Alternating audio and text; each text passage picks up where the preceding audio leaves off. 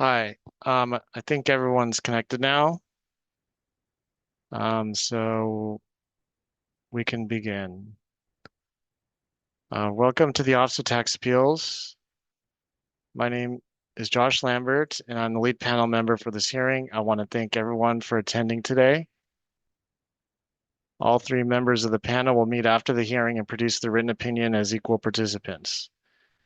Before we go on the record, I want to discuss a couple of things. The Office of Tax Appeals is not a court, but an independent appeals body. The office is staffed by tax experts and is independent of the state's tax agencies. This hearing is being auto-transcribed by Zoom. To ensure we have an accurate record, we ask that everyone state their name before they speak and that everyone speaks one at a time and that they do not speak over each other. Also, please speak directly into the microphone and mute your microphone if you're not speaking. And please speak loudly and clearly. When needed, the panel will stop the hearing process and ask for clarification.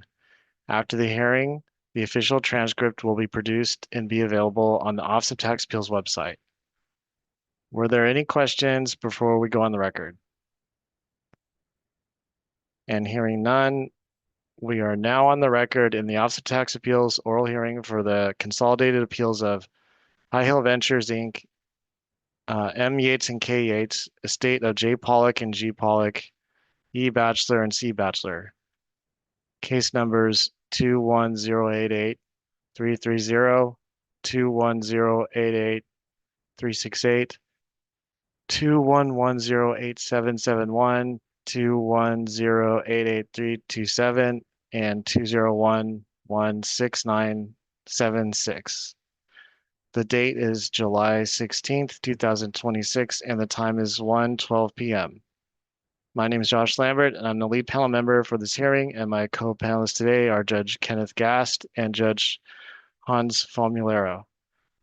These appeals were consolidated for purposes of the oral hearing, and we will issue a separate opinion for each appeal.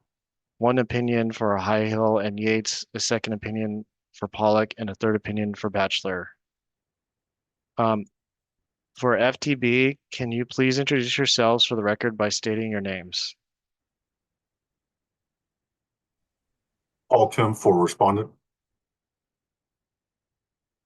Darcy Dewey for respondent. Roman Johnston for respondent. Thank you. And for appellants, can you please introduce yourselves for the record by stating your names, or could we just state who is present also?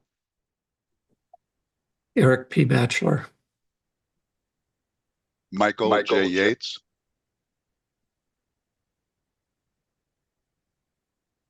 John Alice. And Tyler Shuey.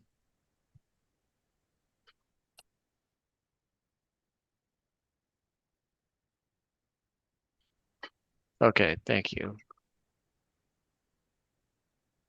And for John, is it John Altis? Is that correct?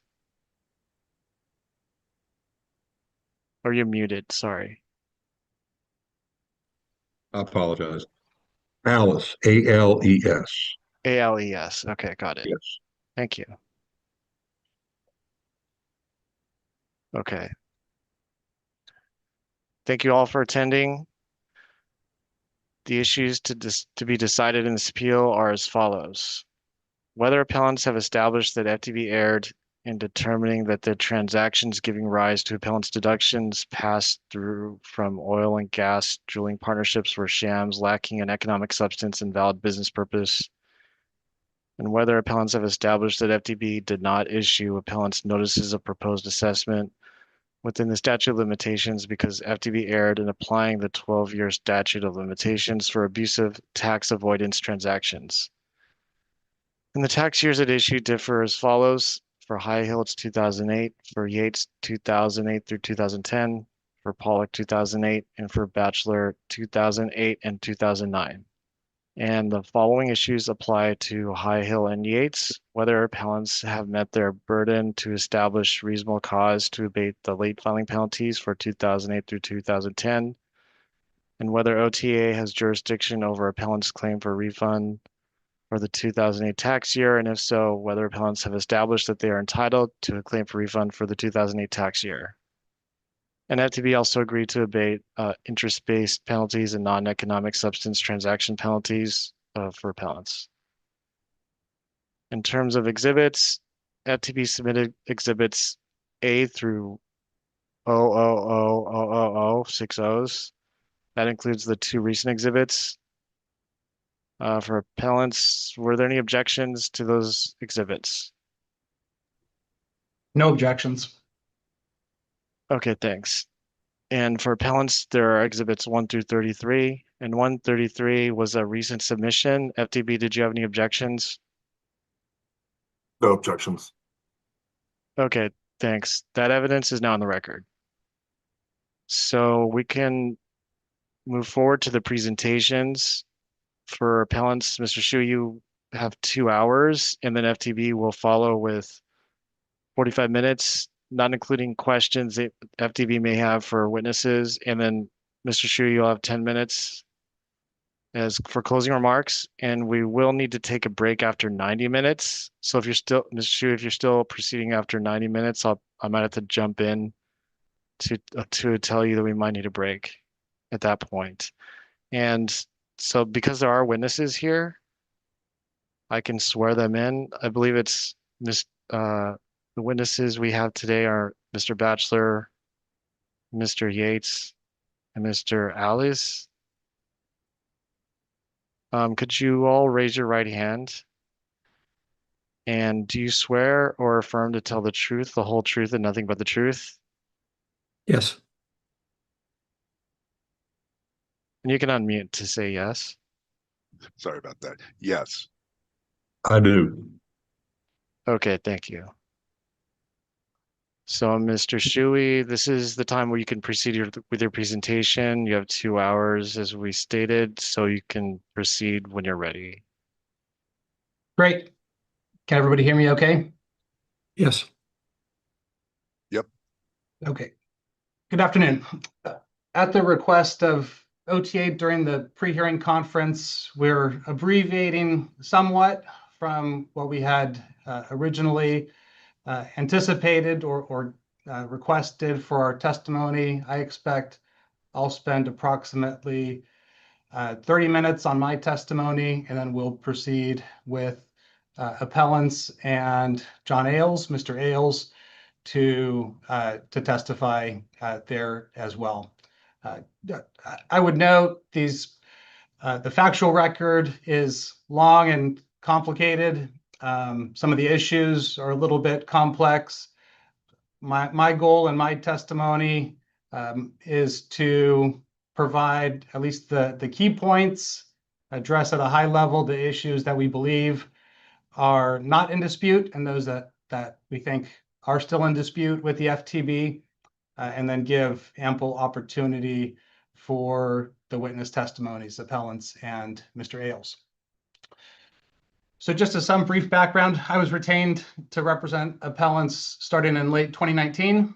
A significant effort was spent with FTB counsel to attempt to address factual and legal questions at issue. And to the FTB's credit, and we appreciate that we were able to address the questions of the nest and interest-based penalties in favor of appellants, and the FTB agreed to remove those amounts. And we appreciated and do appreciate the FTB's efforts in that regard. The FTB counsel representatives in communication primarily with me were very professional in their conduct and decorum. We seemed like we were making some progress to address issues. Unfortunately, that seemed to have stopped at a certain point. There was questions about appellants and Mr. Ailes that we thought could address some of the questions that FTB counsel had about the matters, but regrettably, FTB counsel would not interview them. There were lots of documents. That's why in total we have the 133 exhibits that we have submitted. totaling over 21,000 pages of records. We were hoping to narrow those down somewhat with FTB as to items that were clearly in agreement and could clearly be verified. Many efforts were made to do that. Unfortunately, we were not able to do that. So with that, and again, given the shortened time we have, if there are questions as we're working through, I'll try to reference as many documents, exhibits directly as I can, but they may necessitate or be helpful. If it would be helpful, we can certainly work after this hearing if there are questions from OTA or FTB for that matter to help address some of those questions or point to where in the exhibits one might find those references. Okay, so with that, my understanding based on the briefing and FTB so far has not firmly stated which factual issues they are in agreement with. So I'm making some educated guesses in the interest of time. First one that we believe is not in dispute is that appellants were general partners in Sequoia and Masters, signing various subscription agreements. And those agreements stated in them that the investments had to be for profit and that substantial tax considerations should not be involved. The point about general partners is a critical one. The point with under Internal Revenue Code 465 is that generally general partners can claim deductions to the extent of their at-risk amounts. And this is in contrast to many of the litigated cases, the ones where ultimately they are determined to be tax shelters. And there are a lot of these litigated throughout the 70s, 80s, and 90s, that you had limited partners with non-recourse liabilities who still claimed deductions on account of exposure of that limited partnership. And of course, limited partners are limited in the extent of their investments and are not able to, at least the way that the cases came out, claim those additional expenses on a pro rata basis. The second point that we believe is not in dispute is that appellants contributed cash, this is in the form of checks or wires, to invest in Sequoia in 2008 and Masters in 2009. We have, I think in most cases, bank statements on the other side from Sequoia and Masters showing some of those monies coming in as well. Third item that we believe are not really in dispute is that there are many signed contracts for drilling services, engineering services. I think the point in there that FTB disputes is, are they all connected with one another? So we have signed contracts, we have some third-party contracts, we have lawsuits, we have a lot that we have. I think the point that FTB has kind of put a finger on there saying it's not entirely clear to them how those are all connected. Again, we hope to address that here in this oral hearing. There were disputes that arose over those contracts. There were lawsuits that were filed. There were Texas Railroad Commission, third-party agency, not third-party, regulatory agency that flagged various issues. A lot of that's public record or can be found. And again, hard to see how those are in dispute. Sixth one, that Sequoia and Masters issued K-1s to appellants over the 2008 to 2018 tax years, and they filed these K-1s with the IRS and the various states where that was required, reflecting cancellation of indebtedness income and other tax items. Again, those were filed with the IRS and the states. FTB, I'm sure they have, or anybody could, who's got authority to do so, request those and obtain those, and we've provided copies of those as well. We believe the core issues to be in dispute are the following. Questions that FTB has raised throughout its briefing, phone calls, etc. One is whether appellants subjectively believed that Sequoia and Masters were legitimate investments, and we'll have them testify to that. I can't speak directly other than just my conversations with them. The second point, which I've pressed quite a lot, is the amount of tax changes, increases, and decreases resulting from these K-1s that were issued by Sequoia and Masters over the 2008 to 2018 years. I have asked during discovery many times if FTV would provide those computations. They have the software to do it. We would probably need them to verify it regardless. And we have not yet gotten that information. I'll explain shortly why that is important to evaluating these cases. The third point that I had referenced briefly a short while ago, and that we believe is in factual dispute, is whether drilling activity actually occurred. That'll be primarily John Ailes to testify in detail. That's supported as well by the documentation we've provided, drilling reports, lawsuits as to the drilling activity, accounts payable, Texas Railroad Commission letters, and inspections. There's a lot there, and I don't want to take away either from Mr. Ailes' testimony or the documents that are there. But for the record here, I'll point to exhibits for Sequoia, exhibits 80 through 82, that include the daily drilling reports on the duty wells.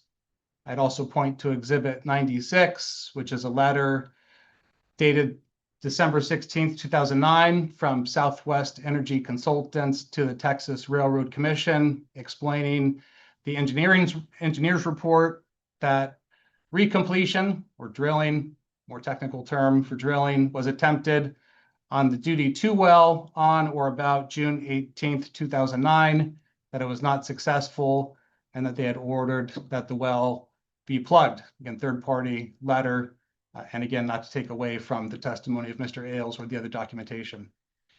For Masters, just the one exhibit I would point to is exhibit 127, a letter dated March 30th, 2010 from Mohican to Cobalt, shortening some of those names, confirming that the Mueller well was spudded on March 24th, 2010, reached the contract depth on March 29th, 2010, and confirmed the completion attempt. Again, Mr. Ailes will testify on that further. Number 4 is whether Sequoia and Masters entered into valid and legally binding contracts for the drilling services and the activity that occurred, and thereby making the appellants as general partners of Masters and Sequoia at risk for those liabilities for purposes of Internal Revenue Code 465. So appellants and John Ailes to testify. There's extensive documentation available, applications, permits, lease agreements, drilling agreements, Texas Railroad Commission correspondence, bank account statements, lawsuits as to the drilling activity completed, and more. For Sequoia, I would specifically reference Exhibit 75. That is the executed farm out agreement dated December 31st, 2008 between Sequoia and Valencia, describing re-entry and recomplete of the Duty 1 well. And Exhibit 76, which is an executed turnkey drilling contract dated 12/31 between Sequoia and Santana. Again, that's just addressing how is Sequoia connected to this drilling activity.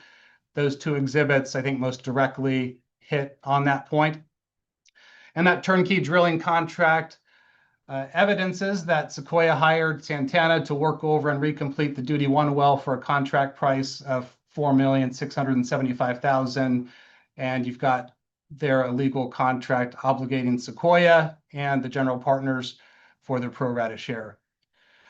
For Masters, again, tying Masters to the drilling contractors and the wells, I would reference Exhibit 120. It's an executed supplement to operating agreement stated March 18th, 2010. by and between Cobalt and Mohican. It references the Mueller well and importantly identifies Masters as a noticed party, again, connecting them all together. And Exhibit 125, which are bank account statements of Masters, reflecting both payments in from various of the appellants, as well as payments going out to Cobalt and to others. All right, turning now to the legal framework. There are a lot of cases. I've addressed them pretty extensively in the PCS that I submitted, as well as in the briefing.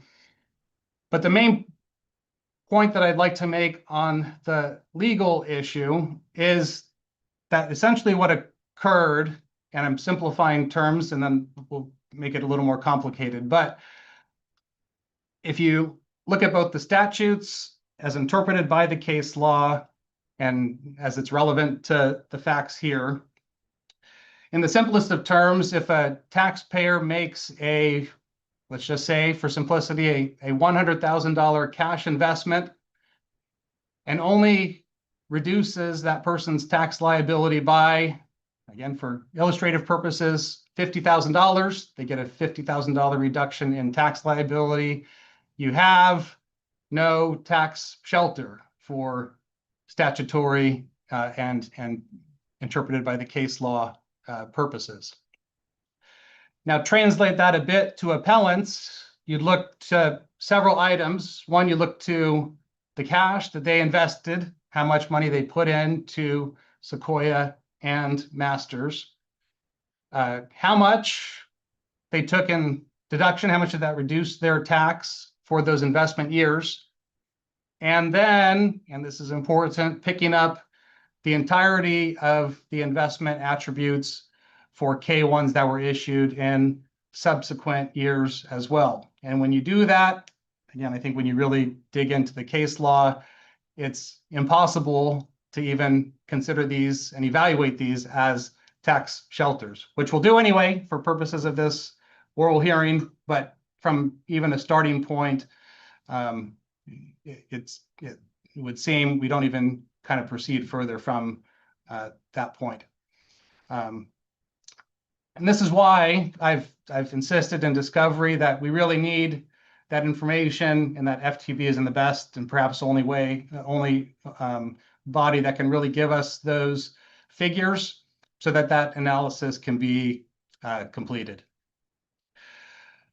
So the basic statutory framework, again, I'm working relatively swiftly through California Revenue and Tax Code, Section 21028A3C, defines tax shelter as a partnership or other entity, any investment plan or arrangement, or any other plan or arrangement. If a significant purpose of that, I'm paraphrasing some, is the avoidance or evasion of federal tax or California tax.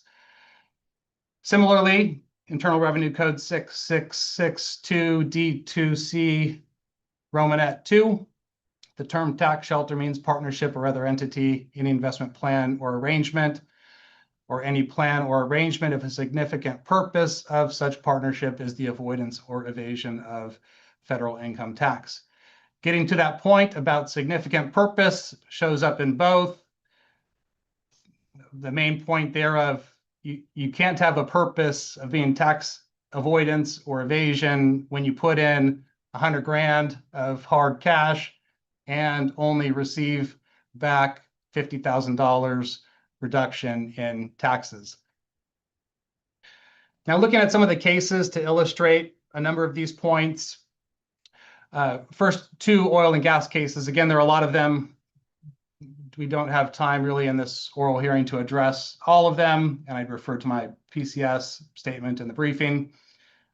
Hedges versus Commissioner is a tax court case, 1964. An oil and gas investment, older case, but highlights some important points here.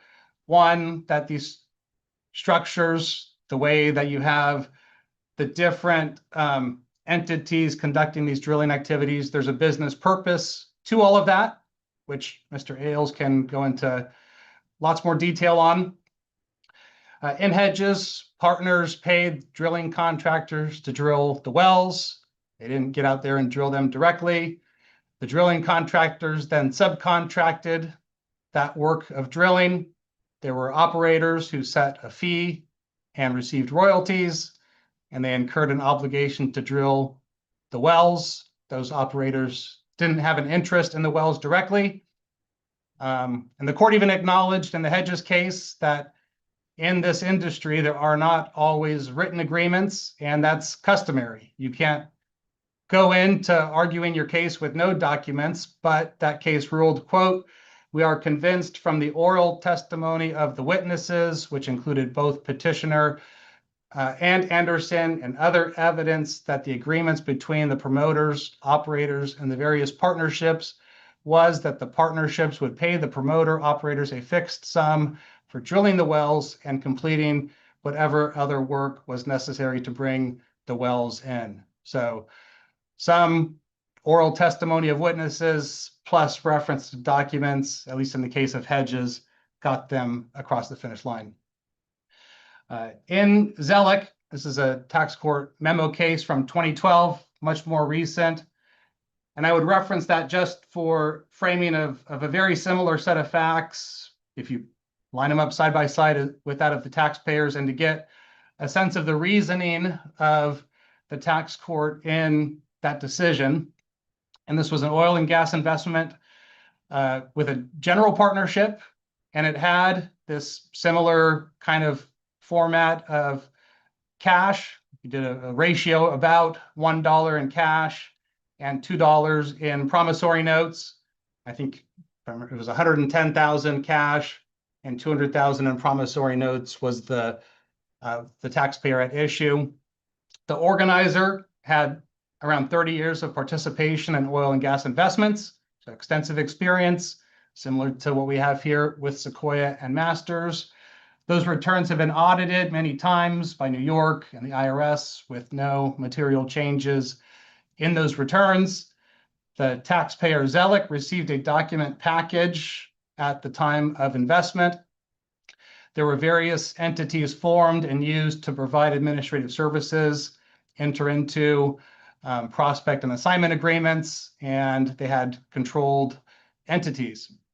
There was some drilling activity that occurred, and notably in that case, because it was still possible if the IRS had wanted to pursue it, the IRS didn't consider these to be tax shelters. The investment in Zellick, IRS said no tax shelter.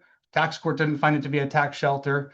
The issue there ultimately was when you look at the COD income, the cancellation of debt income, are you required to pick those up on these investments? And they said these are legitimate investments, and if you have cancellation of indebtedness income, yes, you do need to pick that up. That was the holding in that case. Again, not quite the issue here, but I think underlies a lot of the same themes and issues that we are dealing with, which is whether those investments, very similar format, are valid to begin with. To take the contrasting view, as mentioned, and it's laid out in the PCS and the briefing, there are cases, lots of them, where taxpayers were found to have invested in tax shelters. They're highly fact specific and take a while to work through, which I have done. And you're happy to have you check over whatever it is that I've synthesized from that.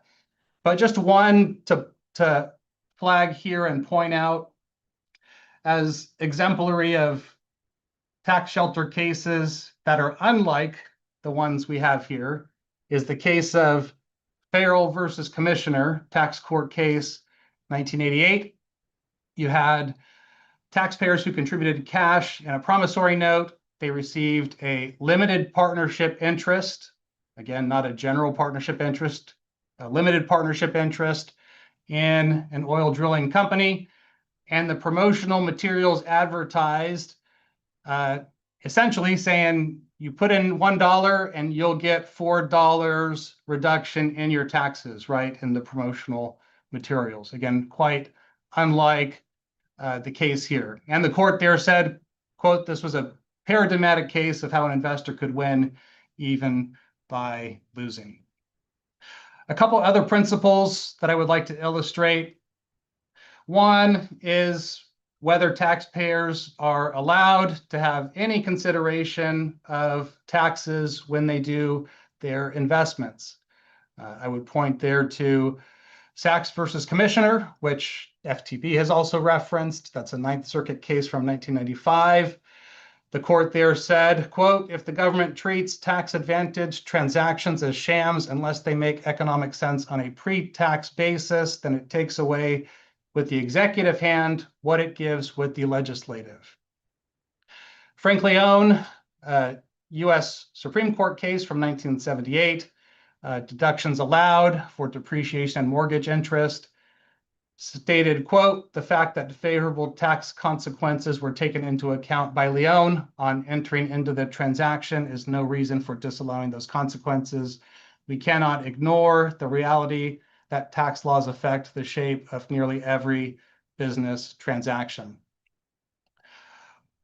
One final point on the case law that I would like to focus on and highlight is this question, because FTB's counsel has raised it several times, of whether you zero in on just 1 year at a time when conducting an analysis of economic substance, or do you look at the entire investment unit transaction as one?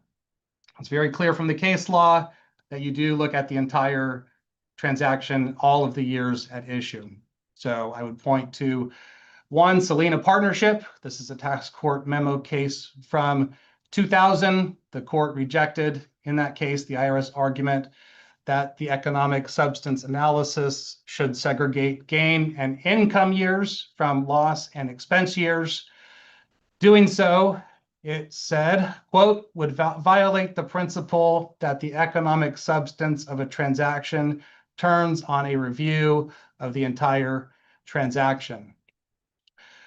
Further, the court determined in that case of Salina Partnership that a packaged structure and even with substantial professional fees were insufficient to render the transaction a sham in substance. Another case, similar principle, Levy versus Commissioner, 1988, a tax court case.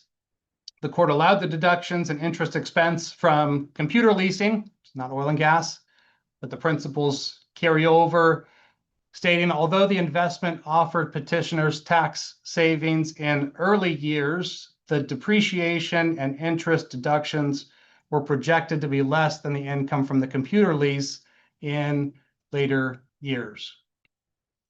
Third case here, Estate of Thomas, a tax court case from 1985. Court allowed the losses from computer leasing, stated, and I quote, it's a longer one, but it's worth reading out.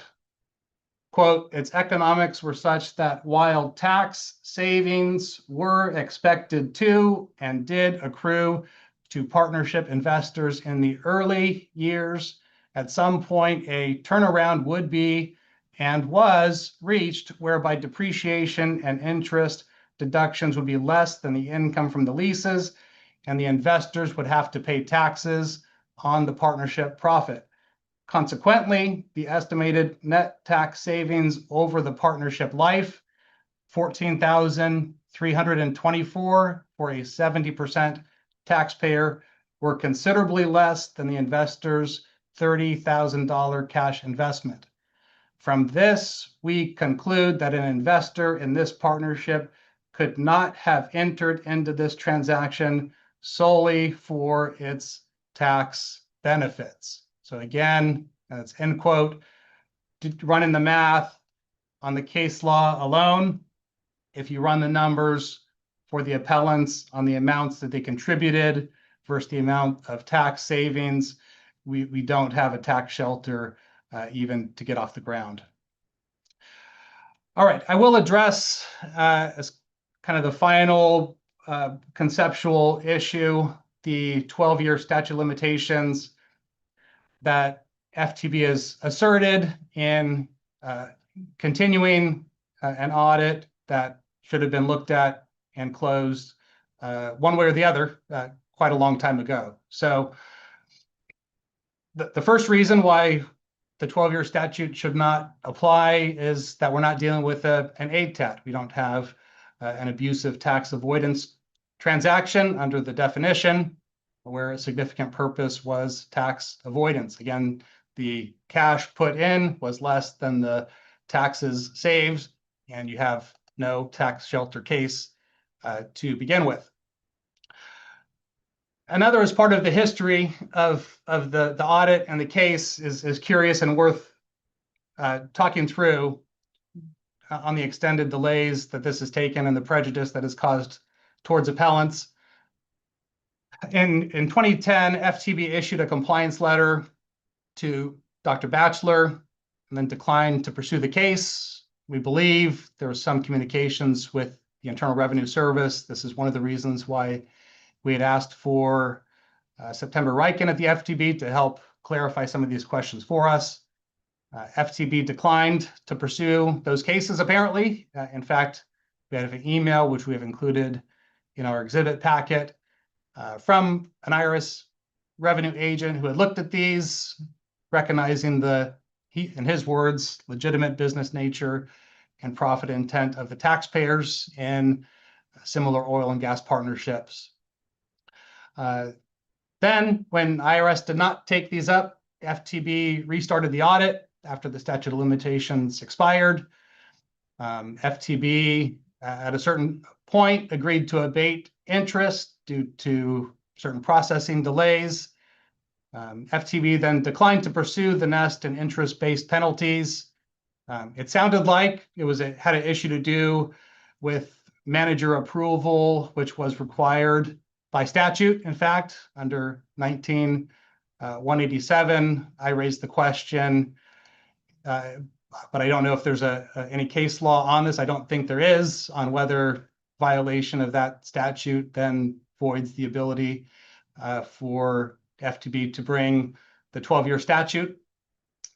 And FTB has claimed in some of its briefing that its standard for the 12-year statute is some substantive evidence, and it references Appeal of Myers 2001 and RAP in 1985. I would just point out that that's not a good citation. That quote for some substantive evidence had no relation to statute of limitations. It had to do with omitted and unreported income and tying a taxpayer to those amounts. Whatever the case, the FTB delay has created prejudice for appellants. We're now 18 years after, almost 18 years after appellants' investments in Sequoia, almost 17 years after their investments in Masters.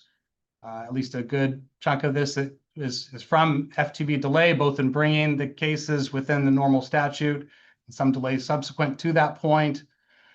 There was a flood in 2016 that destroyed a storage unit where at least a lot of the records were available. We still had copies of a lot of them, and we've provided whatever we can. Again, 21,000 pages of exhibits, some duplicates in there, to be fair. And in the case of James Pollock, he's now deceased. He's not even able to testify on behalf of himself as to his thinking and thought process in making these investments. So with that, I'll conclude with my oral argument and turn to Mr. Yates and his oral testimony.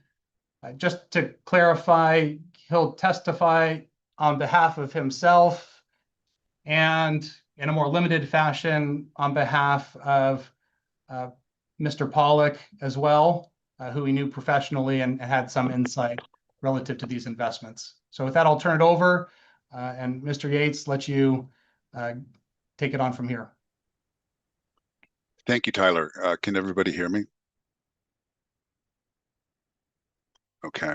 Good afternoon, all. My name's Michael Yates, and I'm going to summarize my education and investment experience, followed by my thought process for investing in Sequoia Energy Partners and Master Energy Partners, oil and gas working interests, and my involvement after investing.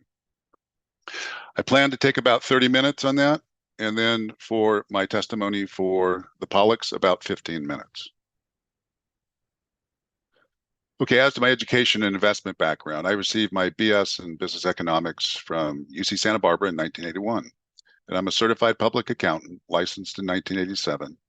I'm also a certified financial planner licensed in 1989, and both of those are current.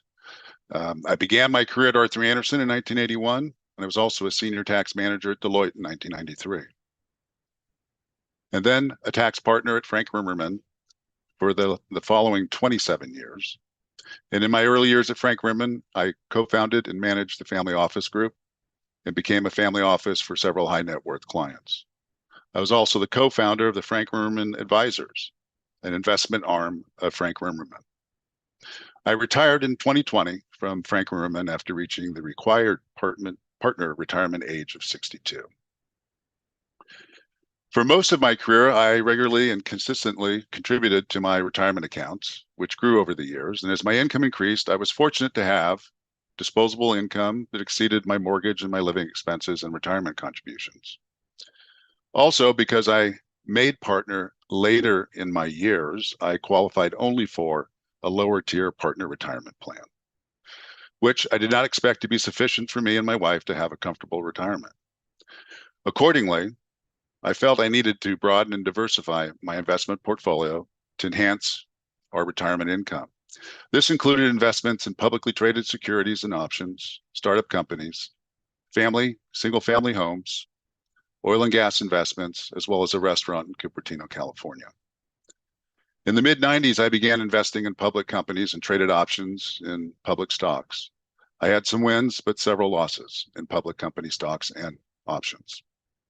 After the technology bubble of 2000, I became more of a passive investor just via index funds. Also in the mid-1990s, I began investing in startup companies, some of which were clients of mine. I invested in approximately 110 startup companies, and about 45 of which were my direct investments. The other 65 were through venture funds. I had a few startup company winners, such as Lord Technologies, which I invested in 1998.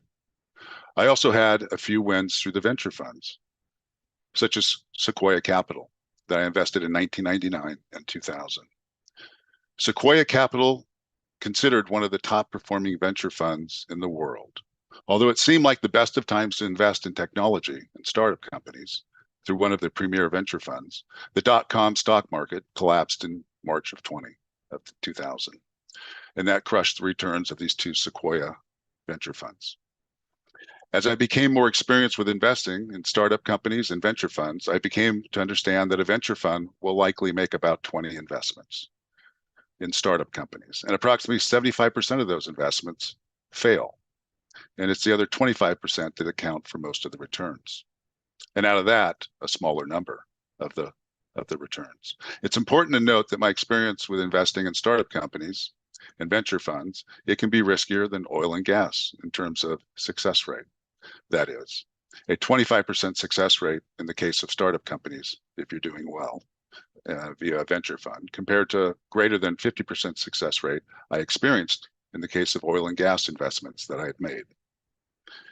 Given my work at Frank Rimerman, also my personal investments, I saw how Congress incentivized taxpayers to do different things.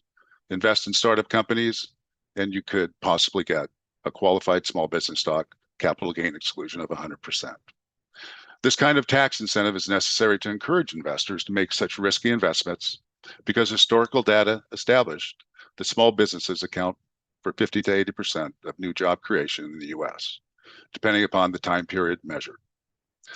Despite the tax incentives, however, I was disappointed in the high number of failed companies in venture capital investing, which often was attributed to poor management. Further, my wife Kathy and I wanted to invest in something that we could manage and that we could provide a good cash flow in our retirement years. Accordingly, we researched investments that would offer less risk and greater opportunity for sustained cash flows and focused on rental real estate and oil and gas. In other words, I looked at oil and gas and rental real estate as a less risky alternative to startup company investments. Accordingly, from 2005 to 2007, we purchased 25 single-family rental homes, 4 of them in Rio Rancho, New Mexico, 19 in Leander, Texas, 2 in Liberty Hill, Texas, many of which I purchased with 5% down, allowing us to purchase more than 4 than what we could with a normal down payment. I long had an interest in oil and gas as a way of diversify our investment portfolio as well. My interest was further heightened by a historic high of $147 a barrel for oil in July of 2008, just prior to investing in Sequoia Energy Partners. It's also very important to note that the average price of a barrel of oil plummeted to $40 in February of 2009 when drilling commenced on the Sequoia wells. We did not know what was lurking around the corner, similar to what happened to the tech stocks in 1999. By the way, it took the current war in Iran to get back to the near historic high, and that's $144 a barrel this past April. In addition, it was clear to me that Congress recognized drilling for oil and gas was risky and as an investment, especially for small investors, which is why they enacted the tax incentives for working interest in oil and gas drilling, along with the desire of the U.S. to become energy independent. I began investing in oil and gas after a few meetings in early 2004 with Michael Benito, a senior vice president at a prominent San Jose, California local bank, Heritage Bank of Commerce. I had known Michael Benito professionally since the early 90s when he was at Imperial Bank in San Jose. Michael Benito shared with me his oil and gas investment experience with the Gary Thornhill Oil and Gas Partnerships. Michael Benito's experience was that Gary Thornhill's partnerships hit oil and gas and had excellent cash flows, the ones he had already invested in, that is. One such partnership was subsequently acquired in the late 90s in exchange for stock in a publicly held oil and gas company, GasStar, a Colorado-based company. I understood that Michael Benito's public stock holdings increased in value from $2 to $7.50 a share before he sold it. Michael Benito was also invested in Sequoia. Gary Thornhill was introduced to me by Bill Stevens, the managing partner of the San Jose office of Deloitte. Gary Thornhill later became a client in the mid to late 1990s before my oil and gas investing discussions with Michael Benito. My discussions with Michael Benito significantly influenced my decision to move forward and invest in the Gary Thornhill Oil and Gas Partnerships because of Michael Benito's direct investment experience. Based upon my oil and gas interest and input I received from Michael Benito, I began investing in the Gary Thornhill Oil and Gas Partnerships. I understood that drilling for oil and gas was risky, but that the returns could be quite high with long-term cash flow distributions. Furthermore, the leverage in the oil and gas partnerships was substantially less than the leverage I took on my real estate investments. My first 3 oil and gas partnership investments were Bear Drilling Partners, Jaguar Drilling Partners, and Cougar Drilling Partners.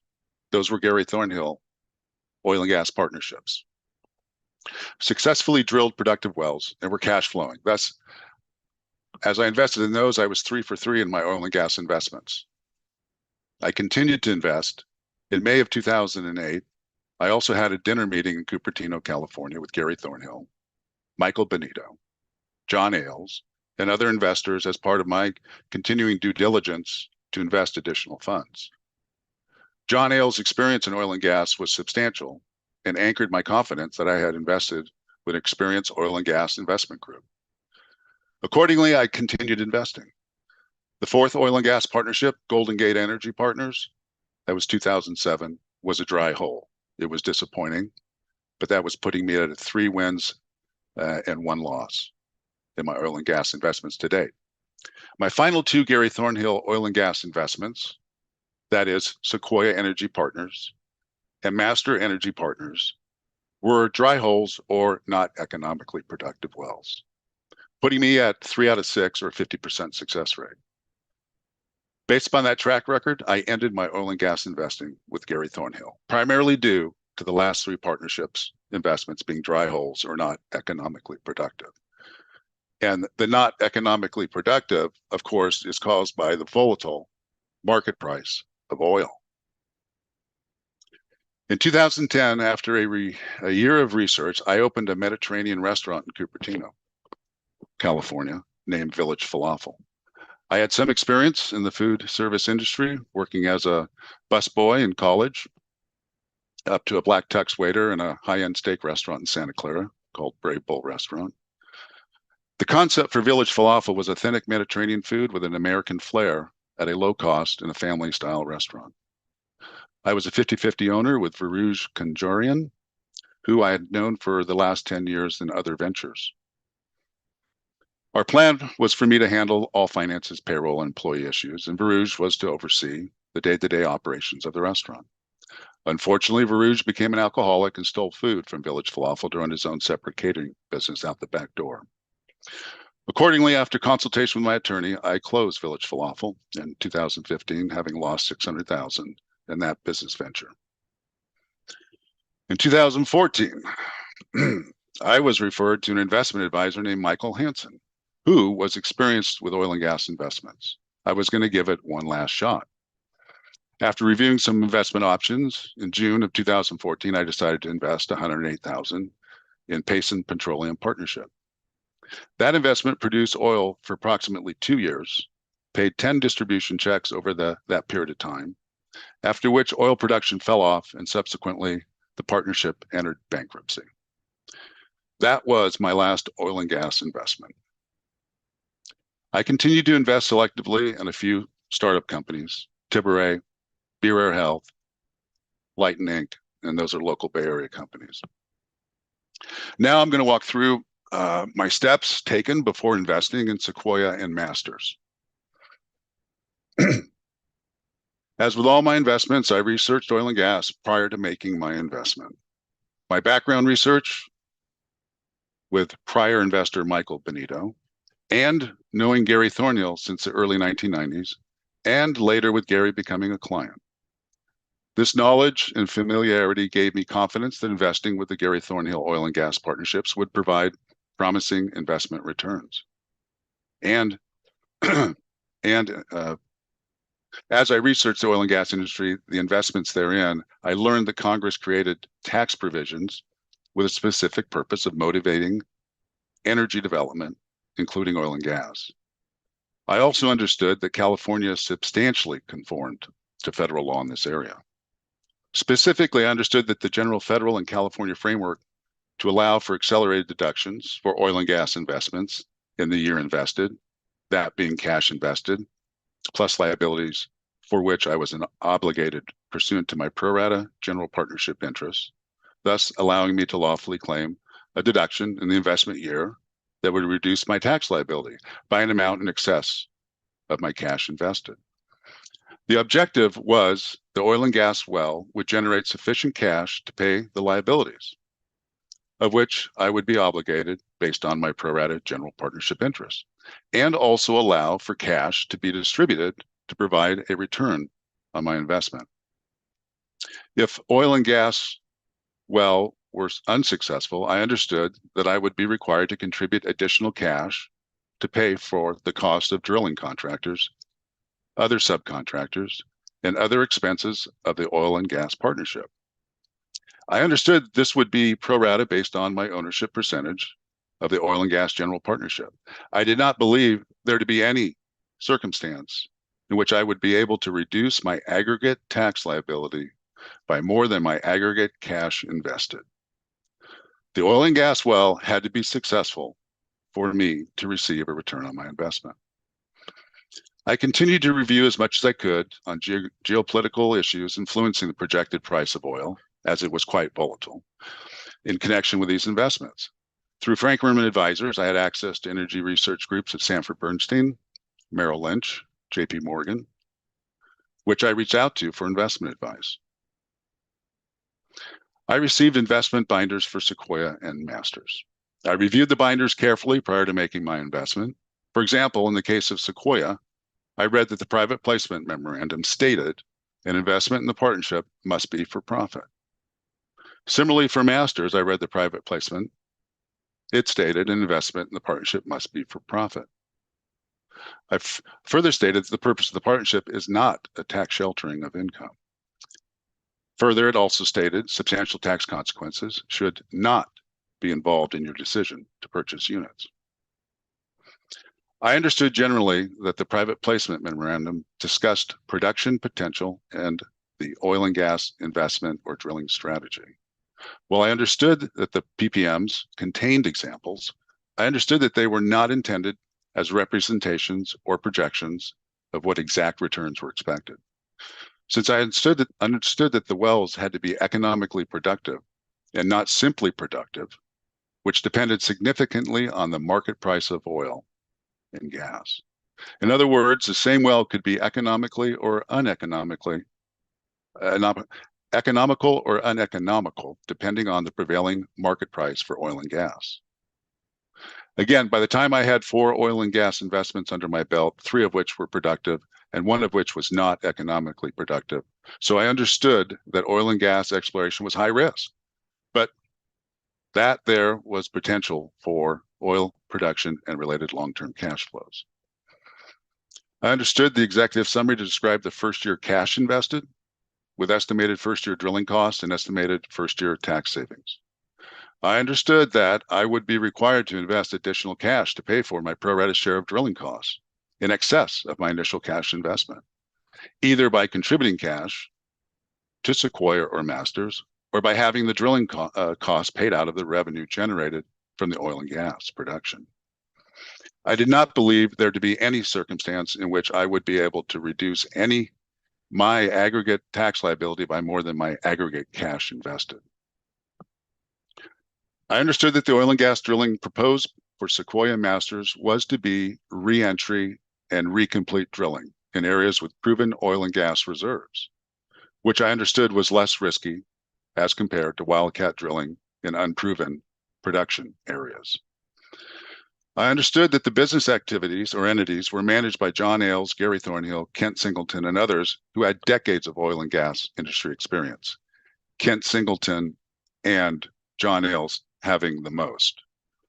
Accordingly, it did not concern me that the experienced team formed new entities in contemplation of the oil and gas investments in Sequoia and Masters. As a matter of fact, many industries use multiple entities, mainly to shield assets from liabilities. For example, a holding company for public companies, very common. Venture capital and real estate management companies as well as individual LLCs for separate real estate properties, all very common and well advised. Okay, turning to Sequoia Energy Partners investment and thereafter. As mentioned, Sequoia involved many of the same parties with whom I was acquainted from prior investments in the prior oil and gas partnerships. This included Gary Thornhill, Jeff Sisselman, Kent Singleton, John Ailes. In 2008, I made a cash investment in Sequoia of $250,000. That was by wire transfer. I recall that I signed a promissory note in the amount of $500,000. However, I understood that the promissory note had no impact on my pro rata share of liabilities of Sequoia because I was a general partner. Thereby, I understood that I would be liable for my pro rata share of liabilities of Sequoia, which could be more or less than the face amount of the promissory note. Throughout the course of my investments, my primary contact was Gary Thornhill. We had partner calls as needed to discuss production levels, equipment issues, drilling status, and other business matters. I recall Sequoia hired Santana Energy Services in coordination with various other parties to establish claims to the Duty 1 and Duty 2 wells. It's important to point out that the Duty 1 well is specified in the private placement memorandum. As I recall, Gary Thornhill contacted the partners by conference call, and the partners approved and authorized drilling on both Duty 1 and Duty 2 wells, which I understood were adjacent to one another.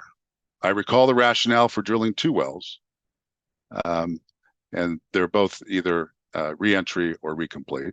It was because it was marginally more expensive to drill Duty 2 because they were adjacent to one another. and it increases your prospects of hitting oil. I recall that around February of 2009, Gary Thornhill informed me and other partners by conference call that drilling commenced on Duty 1 and Duty 2 wells. I recall that from around February to June of 2009, Gary Thornhill provided me and other partners by conference call with updates as to the drilling progress on the Duty 1 and 2 wells. Pursuant to those updates, I learned that drilling by Santana subcontractors had not been successful and that the drilling activity was discontinued on Duty 1 and Duty 2 wells, as drilling equipment was lost and contract disputes arose among Santana and other subcontractors, one being Pathfinder Energy Services. I know they spent a lot of time trying to get this very expensive equipment recovered and out of the well. I don't believe they were successful. I recall that I learned from Gary Thornhill by conference call that on June 29, 2009, the Texas Railroad Commission began enforcement action against Santana for operations on Duty 1 and Duty 2 well. As a result of the failure to successfully drill the Duty 1 and Duty 2 wells and subsequent litigation and Texas Railroad Commission enforcement, it was clear to me by July of 2009 that I would not recoup my investment in Sequoia. I received zero in cash proceeds from my investment in Sequoia, and Sequoia issued K-1s reflecting that cash invested plus imputed income exceeded the net losses, thus resulting in a positive tax basis. COD income was realized and reported per my spreadsheet provided on July 1st of this month. We also request equitable recoupment, audit offsets related to that, if and as needed. Turning to Masters Energy Partners investment and thereafter. As mentioned, Masters involved many of the same parties with whom I was acquainted from my investment in the Gary Thornhill oil and gas investments.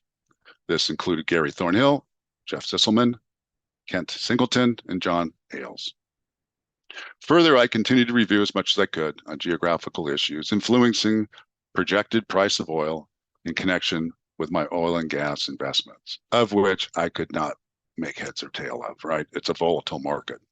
You start to plan a partnership when it's 147 a barrel, and by the time you're drilling it, it could be $40 a barrel. So it's a tough place to make money. In December of 2009, I made a cash investment in Masters of $200,000 by wire transfer. As a general partner, I understood that I'd have further liable for my pro rata share of liabilities of the general partnership.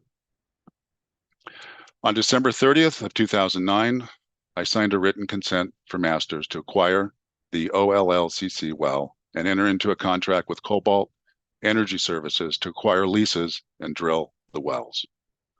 I recall Gary Thornhill contacted the partners around March of 2010 via conference call to recommend that Masters agree to a turnkey contract with Mohican Oil and Gas to drill the Mueller well. I recall that the partners approved and authorized this recommendation via conference call in March of 2010. I recall Gary Thornhill informed me and the other partners around March of 2010 via conference call that drilling had been completed on the Mueller well.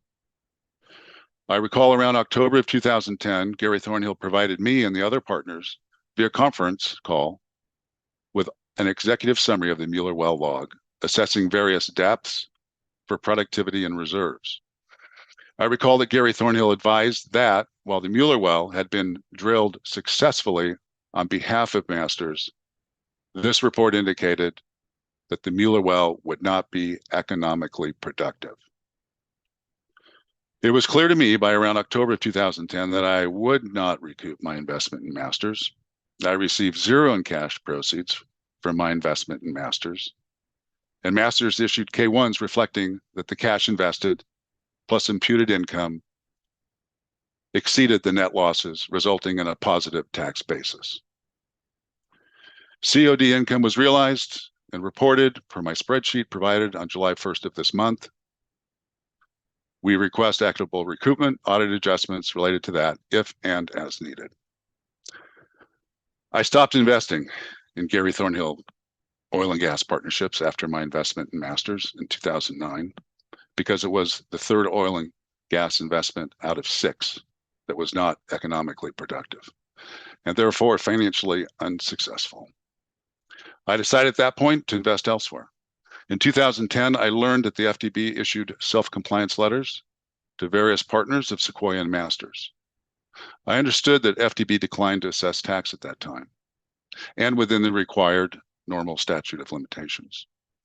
I understand that John Ailes held possession of many of the original documents of Sequoia and Masters, as well as records of Santana, Mohican, and the various subcontractors and agents. I understand that in March of 2016 and May 2016, Gary Thornhill scheduled meetings with John Ailes and the FDB auditor, September Riken, at Gary Thornhill's office in Santa Clara, California, to review Sequoia and Master records. I understand that John Ailes held many of the original records in storage in Baton Rouge, Louisiana, and those records were destroyed in a flood in August of 2016. Okay, I'm going to turn to the two issues that apply only to High Hill Ventures and to Kathy Yates and me. Issue number 1, as it relates to late filing penalties. Since all 6 original filed returns have overpayments, there should be 0 late filing penalties, with exception of High Hill Ventures 2010 tax return, as there was a new late filing penalty introduced for that year, and that was $216. High Hill Ventures 2008, 2009, 2010 tax returns were filed with overpayments ranging from $1,000 to $10,000. The Yates 2008, 2009, 2010 tax returns were filed with overpayments ranging from $26,000 to $37,000. I'm open to hearing more on this issue and learning what I have possibly overlooked. As regard to issue number 2, upon further review, we agree that the FDB refund claim denial is correct. With that, I'm going to spend about 15 minutes for the estate of James Pollock and Julia Pollock, if I pronounced that correctly.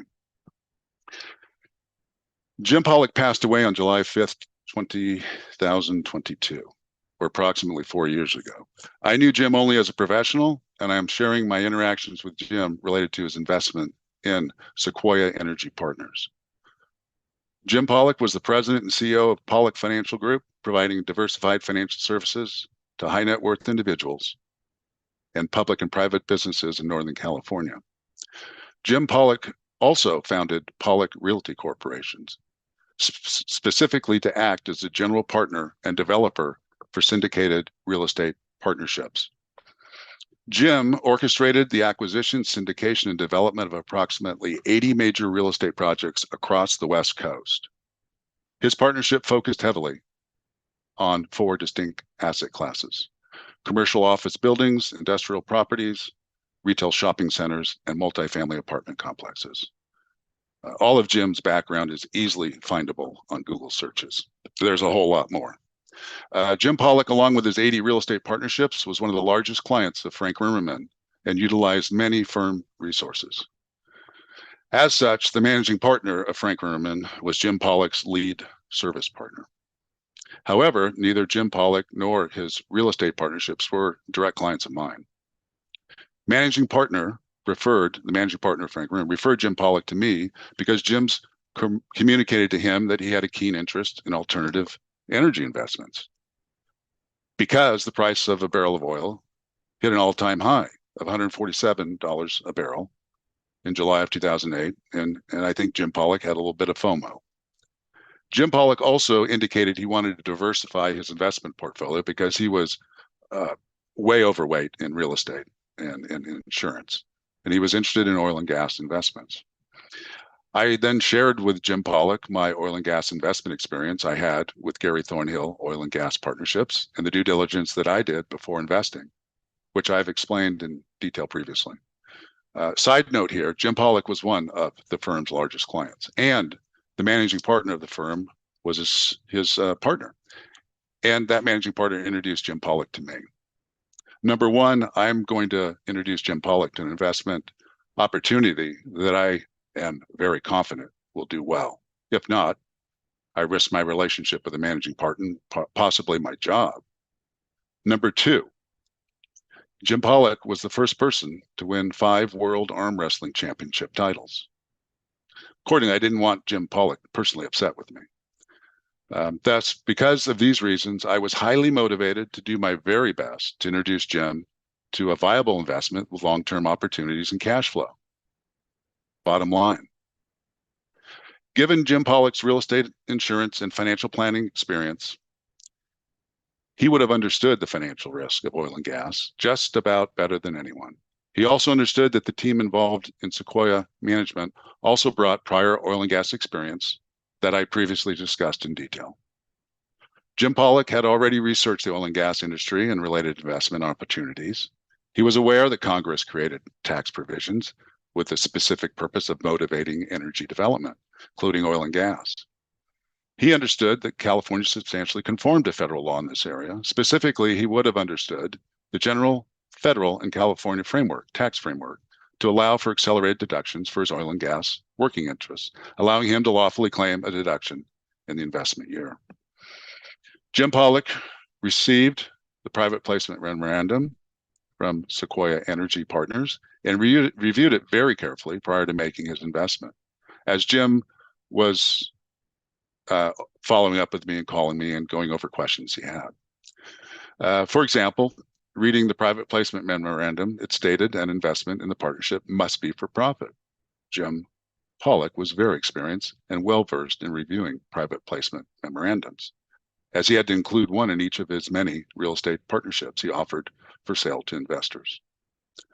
Jim Pollock understood generally that the PPMs discuss production potential in the oil and gas investment and drilling strategy.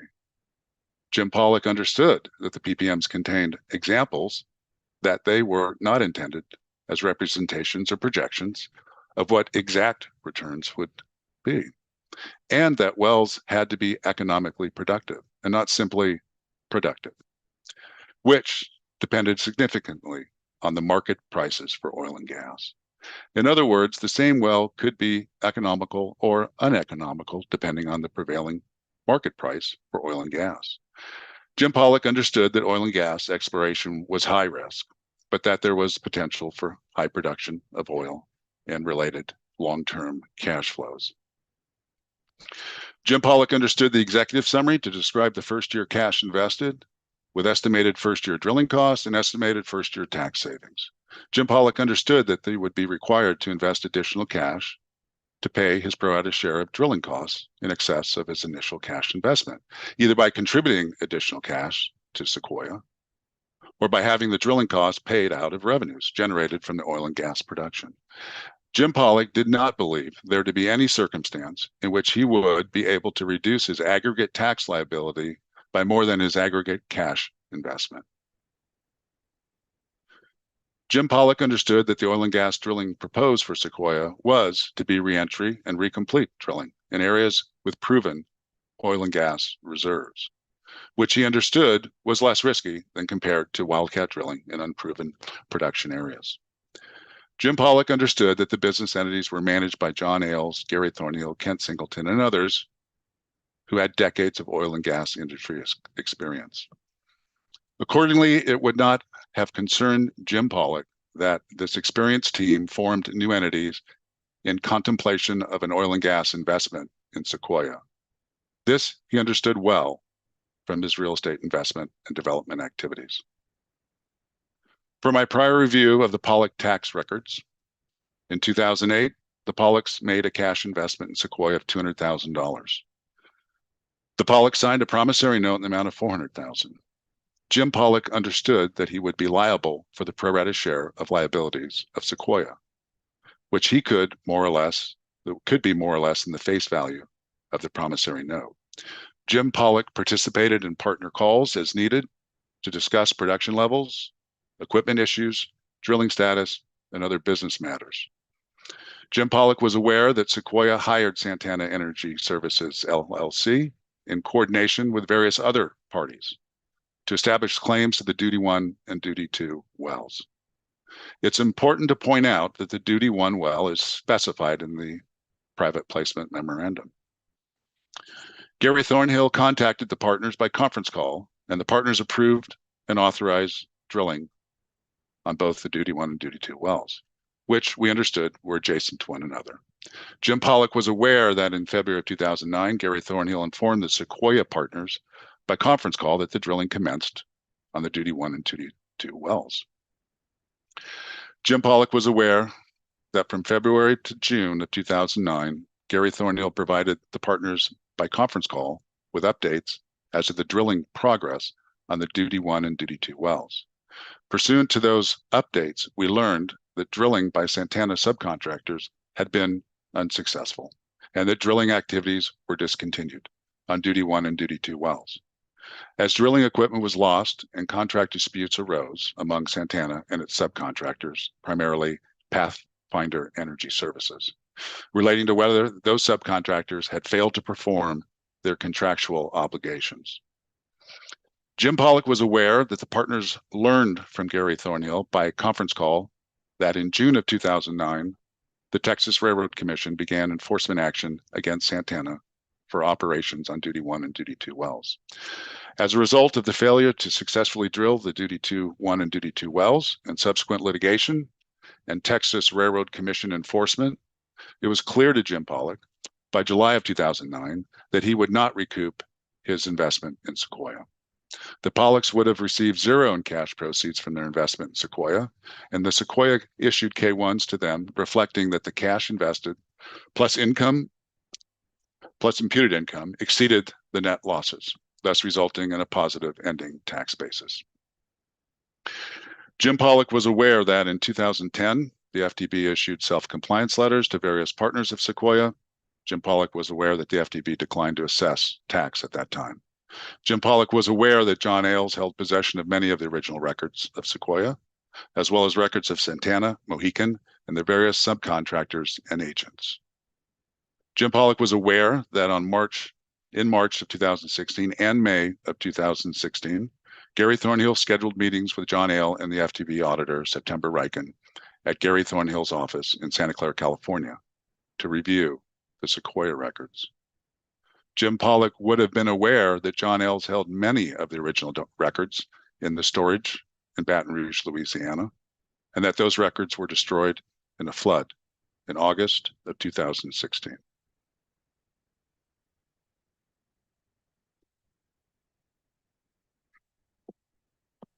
Thank you, Mr. Yates. Mr. Batchelor, Dr. Batchelor.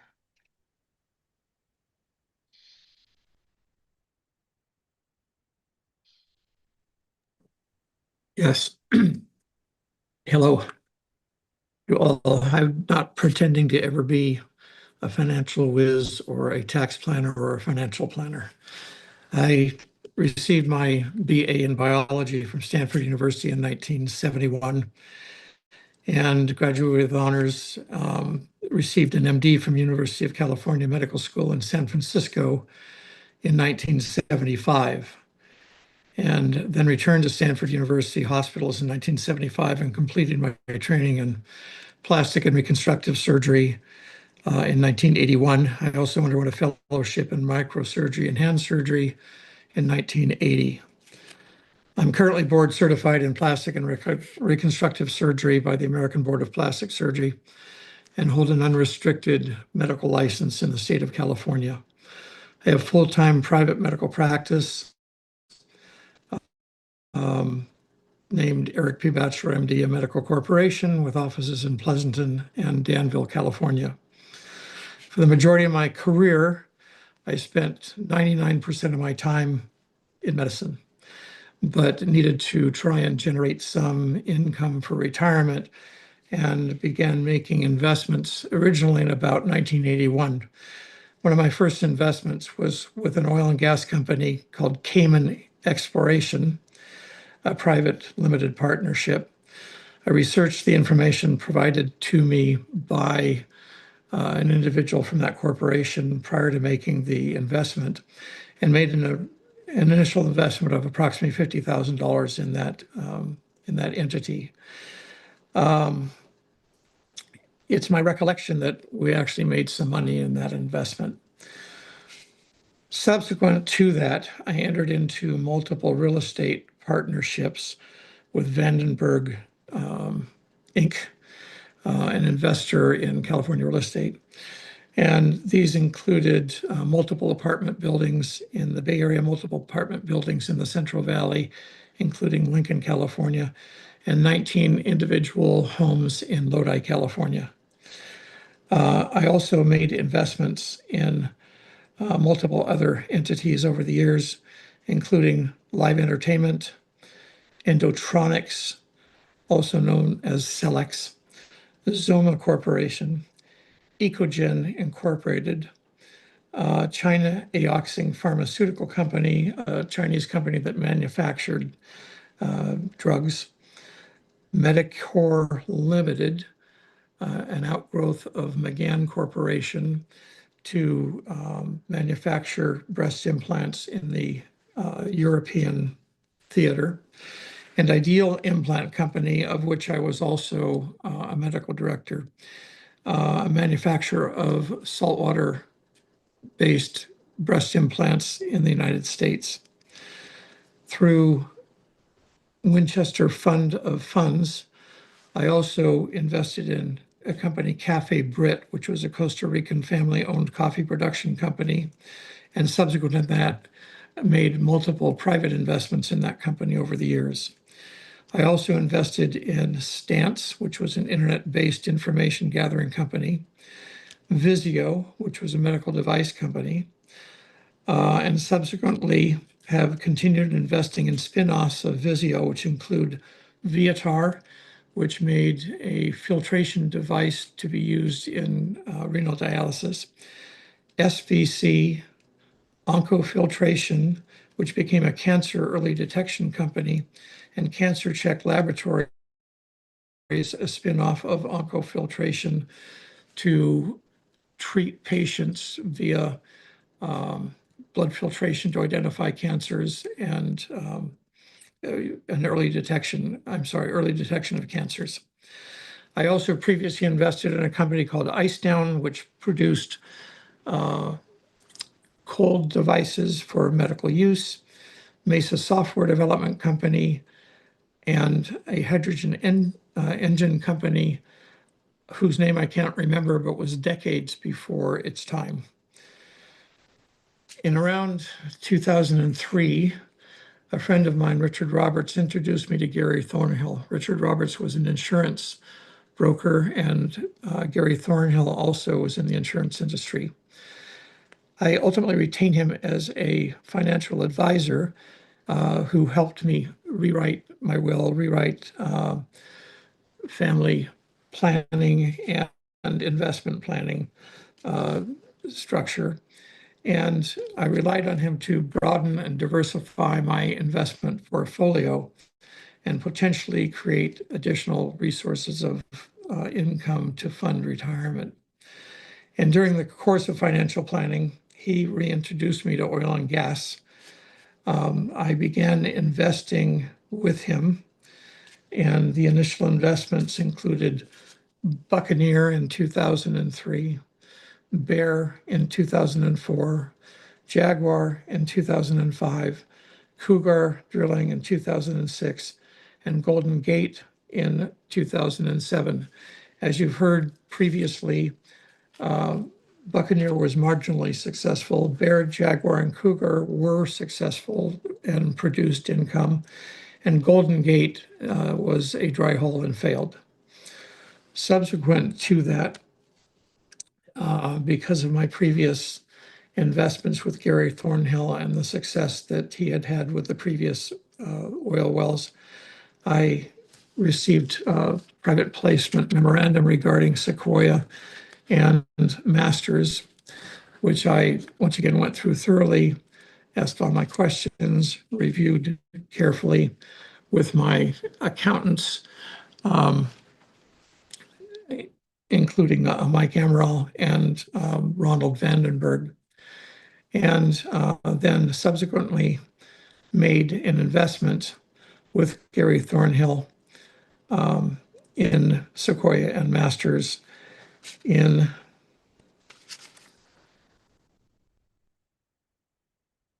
2008. I made an initial investment of $250,000 in Sequoia.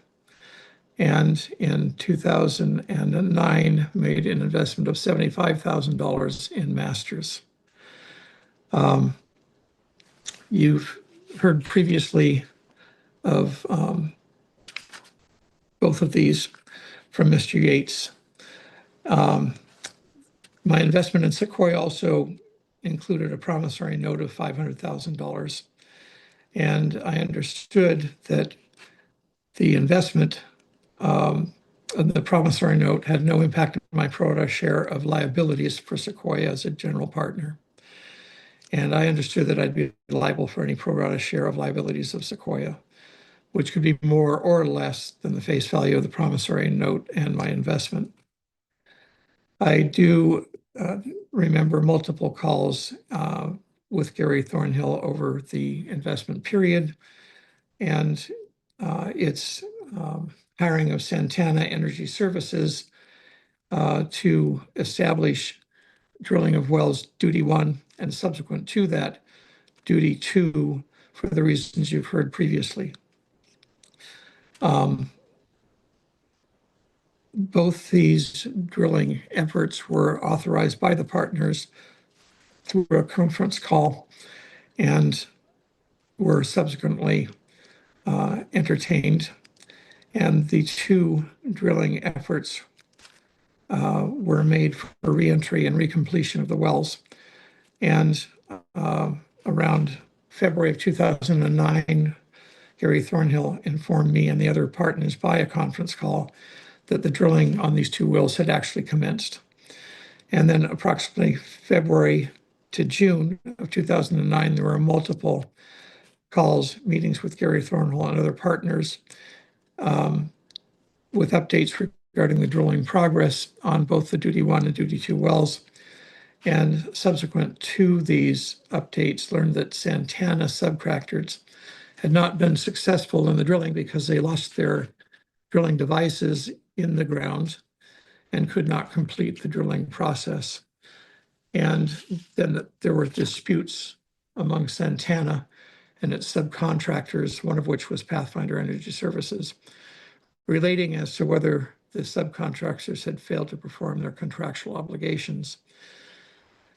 A railroad commission from Texas entered into the fray and began enforcement action against Santana for the operations on duty 1 and duty 2 wells. And as a result of the failure of these 2 wells and subsequent litigation and the Texas Railroad Commission enforcement, it was clear that around July 2009 that I would not recoup any of my investment funds that had been made in this entity. And K1's subsequent to that reflected that. I therefore incurred net cash flow losses from my investment in Sequoia, and that my cash investment exceeded my aggregate tax reduction. And as mentioned previously regarding Masters, I made an investment in that entity in 2009 of $75,000. I knew I'd be liable for my pro rata share of liability incurred in Masters.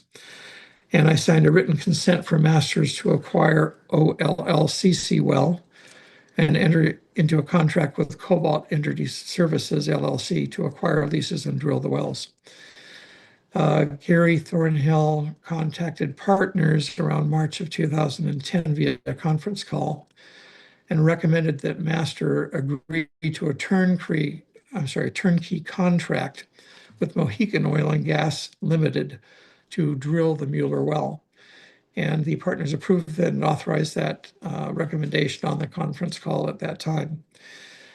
I also recall that Gary Thornhill informed me and other partners around March of 2010 that the drilling had been completed on the Mueller well and successfully completed.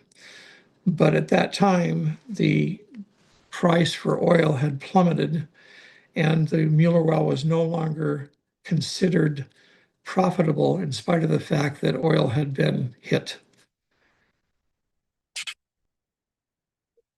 On that basis, once again, I learned that I would receive no cash proceeds from my investment in the Masters project, including the Mueller well, and that I incurred net cash flow losses from my investment in Masters, in that my cash investment exceeded the aggregate tax reduction. After those three failures, Golden Gate included, and the last two I've mentioned, I no longer invested in oil and gas with Gary Thornhill. At a future time, April 5th in 2010, I was contacted by Fred Gonzalez at the FTB, who sent a self-compliance letter in connection with investments in Buccaneer, Bear, Jaguar, Cougar, Golden Gate, and Sequoia. And the FTB at that time declined to assess tax on those entities. I believed at that time that the FTB had concluded in its review of these oil and gas investments that I would not require, that they would not inquire further about them. However, on February 25th of 2014, an IRS revenue agent, Samuel Ely, wrote an email to Gary Thornhill recognizing with respect to Buccaneer the legitimate business nature and profit intent of the taxpayers. And on that basis, I also believe that the IRS had concluded its review of these other oil and gas investments, determined that they were not tax shelters and would not inquire further about them.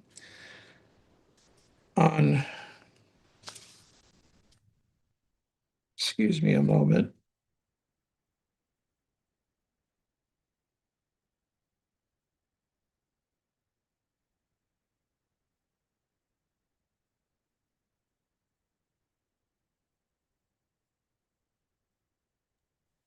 Mr. Batchelor, I'm On thinking like, approximately, I'm sorry. sorry, I was Yes. thinking we could take a break soon. So I was wondering if you're going to be done in 5 minutes, or we could take a This can be break. very Okay. shortly. Okay, thanks. Okay, so on approximately April 6th, I'm sorry, February 14th, on approximately, I don't have the date, I'm sorry, I apologize, but Fred Gonzalez, who had contacted me after the information from Fred Ely, let me know verbally that he would abide by any determination by the IRS with regard to how the FTB would treat the investments. And he also mentioned the same thing to my accountant at that time, Michael Amaral. Subsequent to that, in June of 2015, approximately 5 years after the FTB had sent the self-compliance letter, the FTB issued notices of proposed assessment, deciding at that time to pursue the case against us. And subsequent to that, I found that John Ailes had possession of many of the original records of Sequoia and Masters, as well as records of Santana, Mohican, and the various subcontractors and agents, and that in March of 2016, Gary Thornhill and John Ailes had a meeting with the auditor, September Rankin, who had also been dealing with me prior to that time in California to review the Sequoia and Masters records regarding this matter. I also understand that our records were destroyed in a flood of August 2016 in Louisiana, and that the records that still exist are held by the FTB and September Rankin. that concludes my statement to you. Thank you. So at this time, I think it'd be a good time to take a break, and then we could continue Appellant's presentation after that. So we can go out the record. The stream will still be on, so please turn off your videos and your microphones, and we could convene back at 10 minutes. Thank you. Hi, everyone. If you can hear me, Yep. we can return back. Let's wait for a couple more people to show up.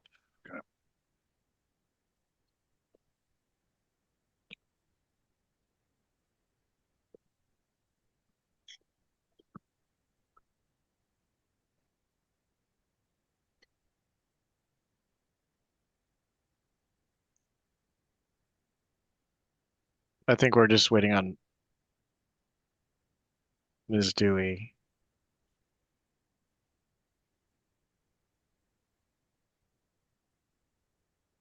Okay.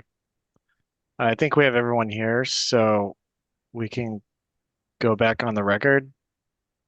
And I'll just note that maybe if we're going another 90 minutes, I may try to take a short break as well.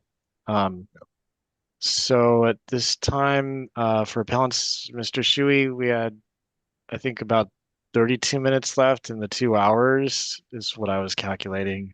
So if that sounds correct, you could continue the presentation. Yes, Judge.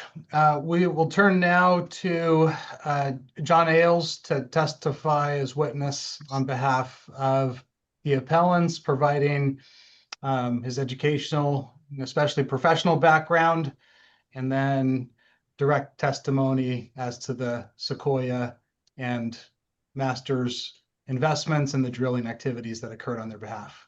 So, Mr. Ailes, please proceed. My name's John Alice. I hold a BS from LSU in general business. I have a law degree from Paul Hebert Law Center, which is at LSU. Also hold a master's in tax from Georgetown University. I've been in practice for over 50 years. I've served 2 terms on the Louisiana State Mineral Board, which is in charge of receiving the bids and awarding leases, mineral leases on all state lands. I also served as Secretary of Natural Resources for the state.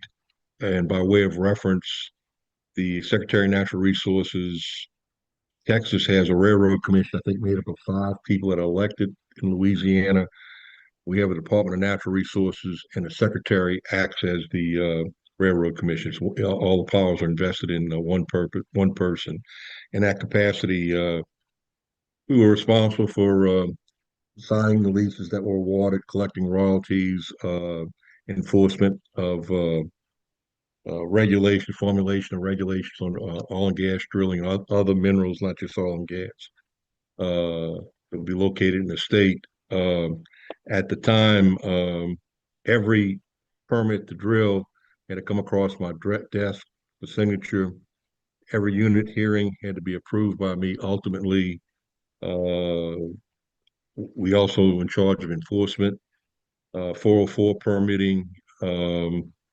And at the time that I was Secretary of Louisiana was the largest producer of hydrocarbons in the United States, except for the federal government. The reason for that, people find that hard to believe, but we were number 2 in gas production and number 2 in oil production. Texas and Oklahoma were 1 in oil and 3 in the other 2. And so that put us on average as the largest producer. We accounted for over 40% of the state's budget. When I was secretary, I've also been in private practice, oil and gas, done transactions for clients in the North Sea, Argentina, and in the Middle East. I was also had an interest in a large broker in London. So folks actually go and negotiate the contract. At the time, we held the only contract for insurance on oil and gas operations overwater, the Gulf inland waters, anything non-land. Also had an interest in a Houston excess lines brokerage that did the same thing for oil and gas interest. I was raised in those two entities, by the way, insured the service companies primarily, not the operators. I grew up in the area at the time, which is probably the largest hydrocarbon oil and gas producing area in the United States when I was growing up. Numerous clients in oil field services, and like I mentioned, clients that were in the oil and gas business. More on a transactional side, did not do land work for them. I'll make that clarification, and also really didn't get involved in litigation with them. And I was asked to formulate some theories for Gary Thornhill, and Jeff Sisselman was his partner in their firm. And we came up with three different prospects. One I want to correct, it was the Golden Gate actually did produce. The problem was that there was a hurricane heading towards that area where it was located in Texas. Oil and gas companies have a rule: whenever a hurricane gets projected to get in a certain area, they shut down. It was a gas well, shut down, sanded in. We couldn't get it back on. That's why the investors never really got any return on it. The other two prospects, we came up with several prospects, reviewed several prospects before we offered them to the two partnerships to drill. I want to make something very clear on that Mr. Tyler's mentioned, that partners had no relationship whatsoever with the companies drilling the wells, the entities that I was involved with that oversaw the drilling, or they just held the working interest through the partnership, through the general partnership. And I'm trying to think of what else I want to say before you start asking questions. And the two first, I'm 78 years old. I forget some of these names. It's been so long. The first two, I refer to the two big wells as the first wells. Those two wells we drilled. I was there. I went out there, saw them. The issue we had with those wells, we go back and rephrase that. Those wells were recompleted. The first group that had them actually got down there. It got down and completed the wells.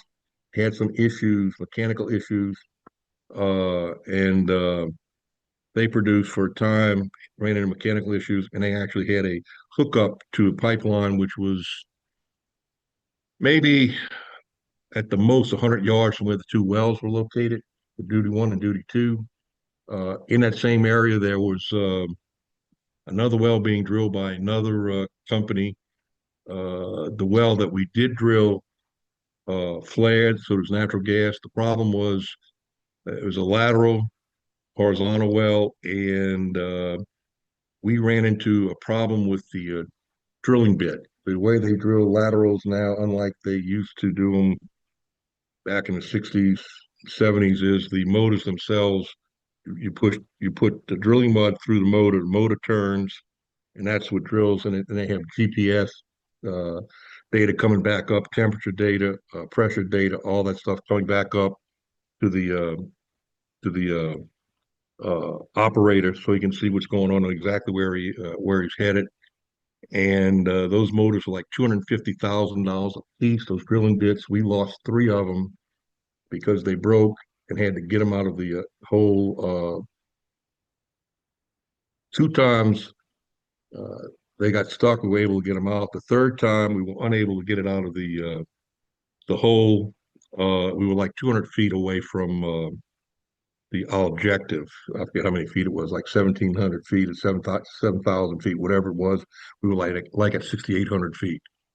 Thornhill and Ziffelman asked me to go over there since I'm in Louisiana, see what was going on. I went over there, spent like 4 weeks on site watching what was going on those wells.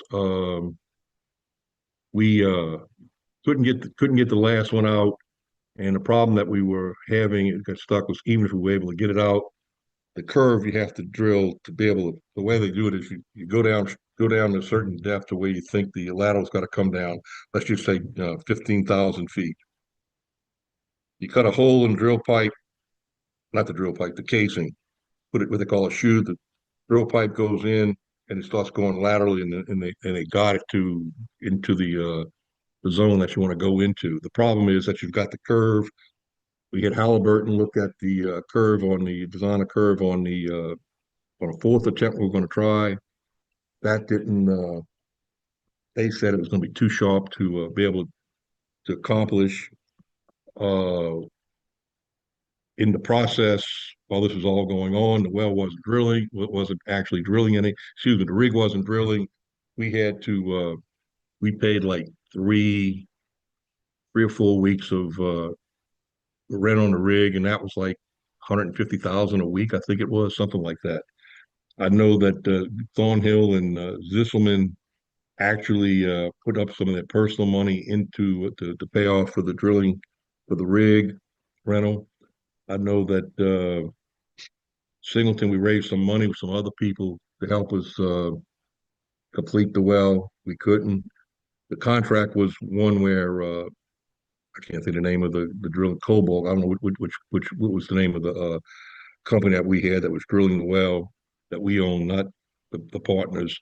We raised additional 500,000 to try to keep the rig on site, to keep drilling. Eventually, we decided we couldn't go any further. They pulled it. They finally got the bid out, and at that point, lawsuits started falling, going all over the place. We sued the rig operator because they're the ones that bought the bits that kept breaking. It's unheard of to have 3 bits break like that. And then the engineering firm we had out there, New Tech, sued us for I forget how many hundreds of thousands of dollars. And then all the other third-party contractors started suing us for non-payment of bills. Later on, we did the second well, which was the Mueller well, and we drilled down there. And at that point, we just didn't get enough production on the first one. We actually had some money left over from the turnkey operation, and I'm talking about Zisselman and I decided to go down a little deeper to see if we could get another zone that we thought was there. That was unsuccessful also. I don't think the partners knew that we did that. Later on, because of the failure of the well, we decided that we wouldn't collect on the turnkey contract, and just went ahead and forgave all the indebtedness. I think that was like 2 or 3 years later to the partners, and that's pretty much what happened. But I do want to emphasize the fact that none of the partners in any of the Sequoia and whatever the other one was had any interest whatsoever in the company that drilled the wells, was in charge of drilling wells, let's put it that way, and at all, none whatsoever. There's no cross ownership.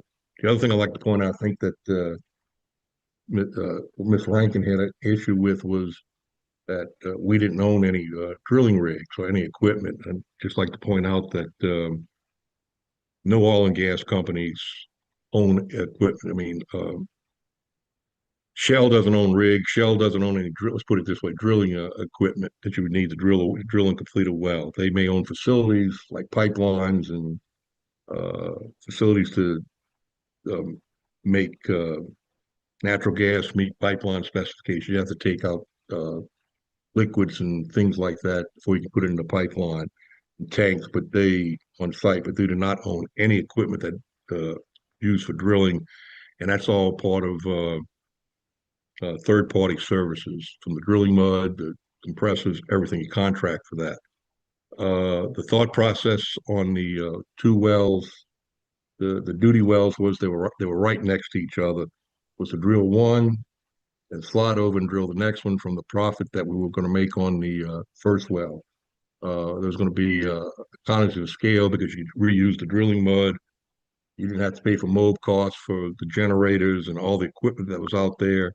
So that was the thought process on the two wells that we were going to drill there. And on top of that, when the tax department asked for the records, some of the records were in Galveston and in storage, and I forget the name of the hurricane that came through there and destroyed all those records. I had some records that I had maintained in the storage here in Baton Rouge. There was a flood. Baton Rouge, I mean, it was a large part of Baton Rouge. One of the rivers overflowed from rainfall, and I had like 8 feet of water in my storage unit. Everything was destroyed. The storage facility was rental storage units facilities. It shut down and moved, and everything was lost in that. What I was able to do for Miss Rankin was I was able to go back through my emails, and actually we did this while I was sitting with her in California in Mr. Thornhill's office, was I went back through emails much as I could and pulled up whatever attachments I had to the emails, so things like daily drilling reports.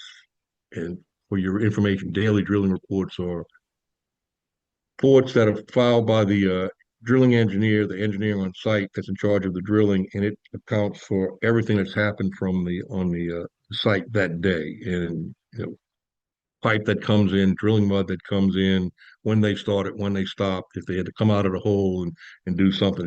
It's like a diary of everything that happened and the cost incurred. And I think I was able to find some of those that I'd received on the two wells. But I sat there and went through my emails, and I would email them to her, just forward the emails I received to her. And we did that, I think, on 2 occasions.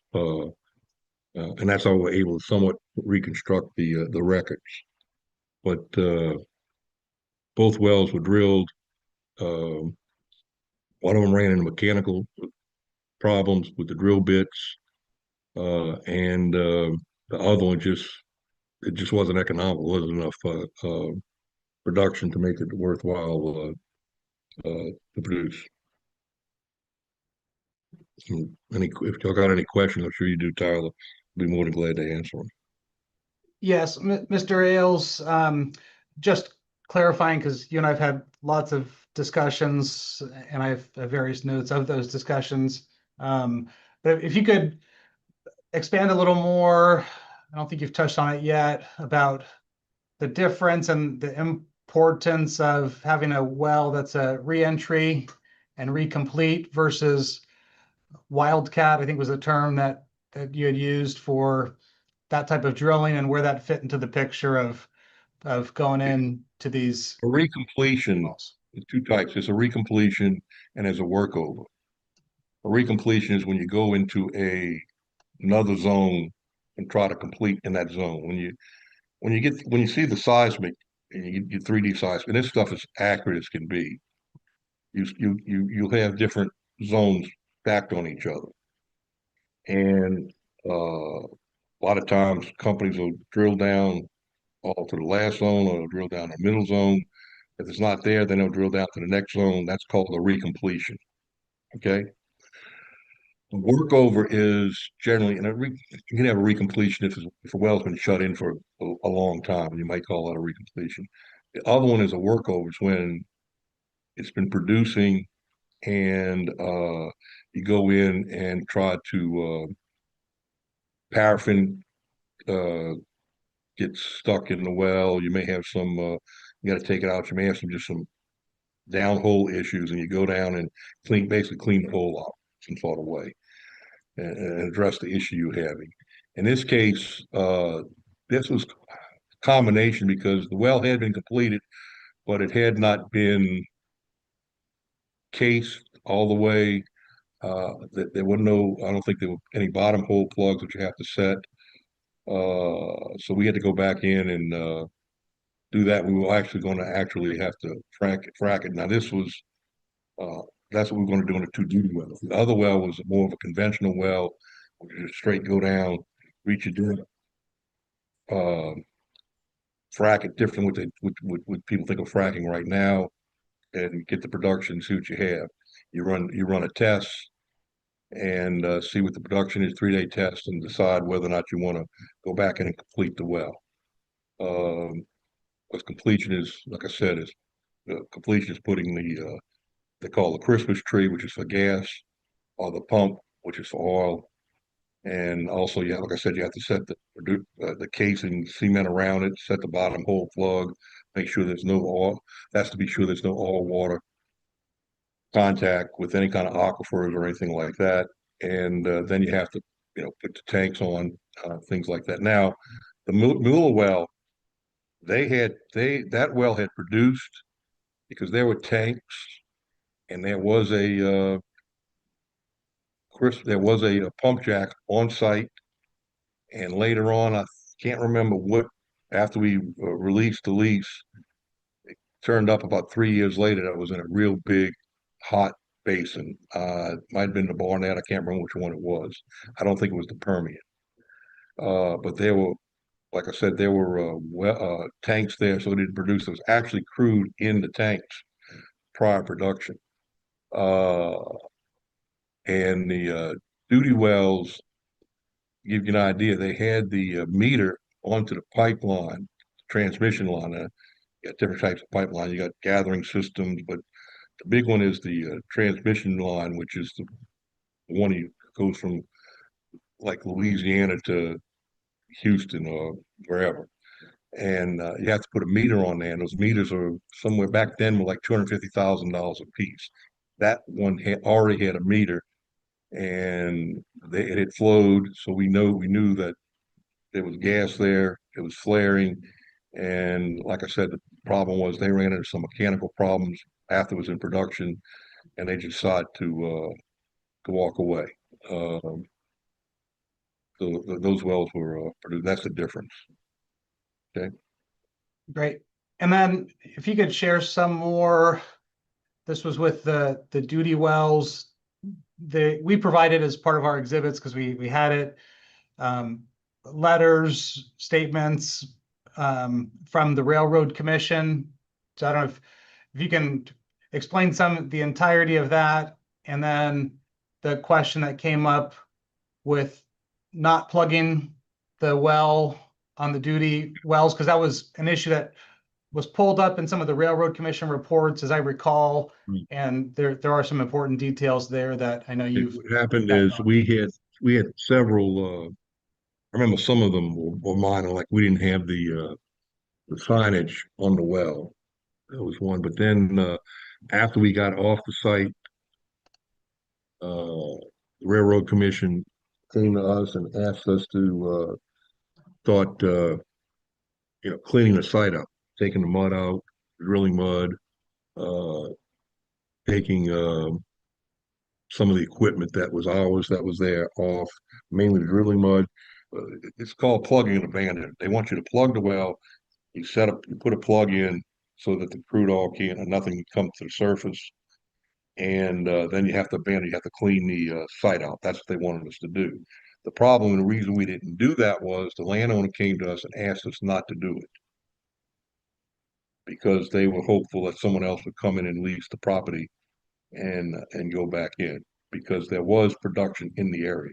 This well, for whatever reason, was snake bit and just could not get it mechanically operating.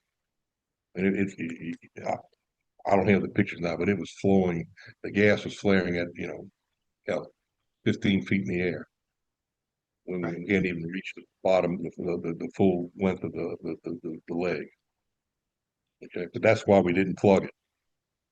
Yeah. So some inference there being that there was a meter and a pipe that was there before Sequoia took it on, suggests somebody prior to Sequoia had It had drilled been it. produced before. It had been drilled and produced for a while before. They ran into some mechanical problems, and that's called mechanical problems in the hole. For whatever, sanded in, a tool might have gotten stuck, something like that. I don't know what it was, but they decided to just basically abandon the borehole. Took And then everything off.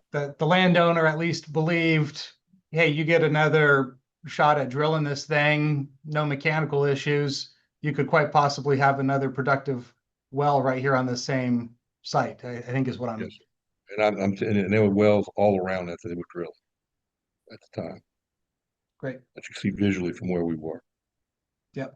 And you touched on it some. I don't know if you can share some more, given your many decades of experience going back on the overall structure of these oil and gas investments, the drilling companies, the what do they call it, all in or an out basis, and how those subcontractors work. I know you touched on it some with a lot of the big oil and gas companies, Chevron. They do it this way too, but it would help just hearing your expert. The way it normally works is let's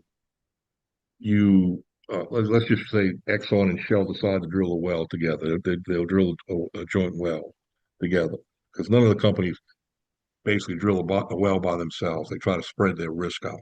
Okay, so what they'll do is Shell and Exxon will designate one party as an operator under they call a joint operating agreement, which is standard form in the industry. The American, I think it's the AAPL form. It's the American Association of Petroleum Engineers, something like that. Standard form, that clause you check off, you strike through, that kind of thing. That's the firm, that's the organization. It doesn't have to be a person that has the entity that has a working interest in the lease. It could just be a third party.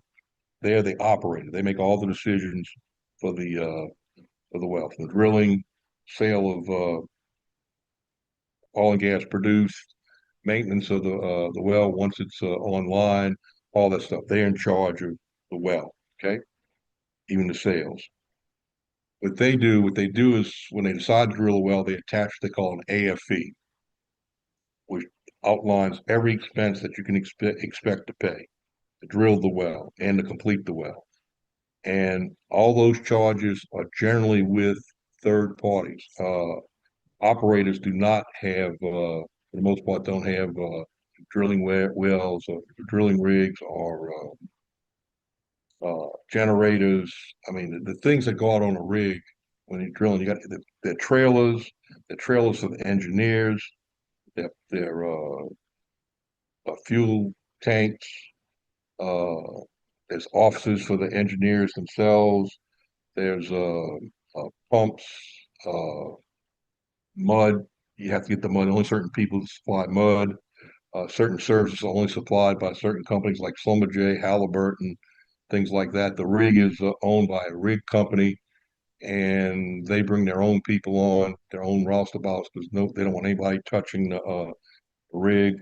You have to go rent the drill pipe, which is the part that goes onto the bit that actually turns and that controls where the drill bit goes.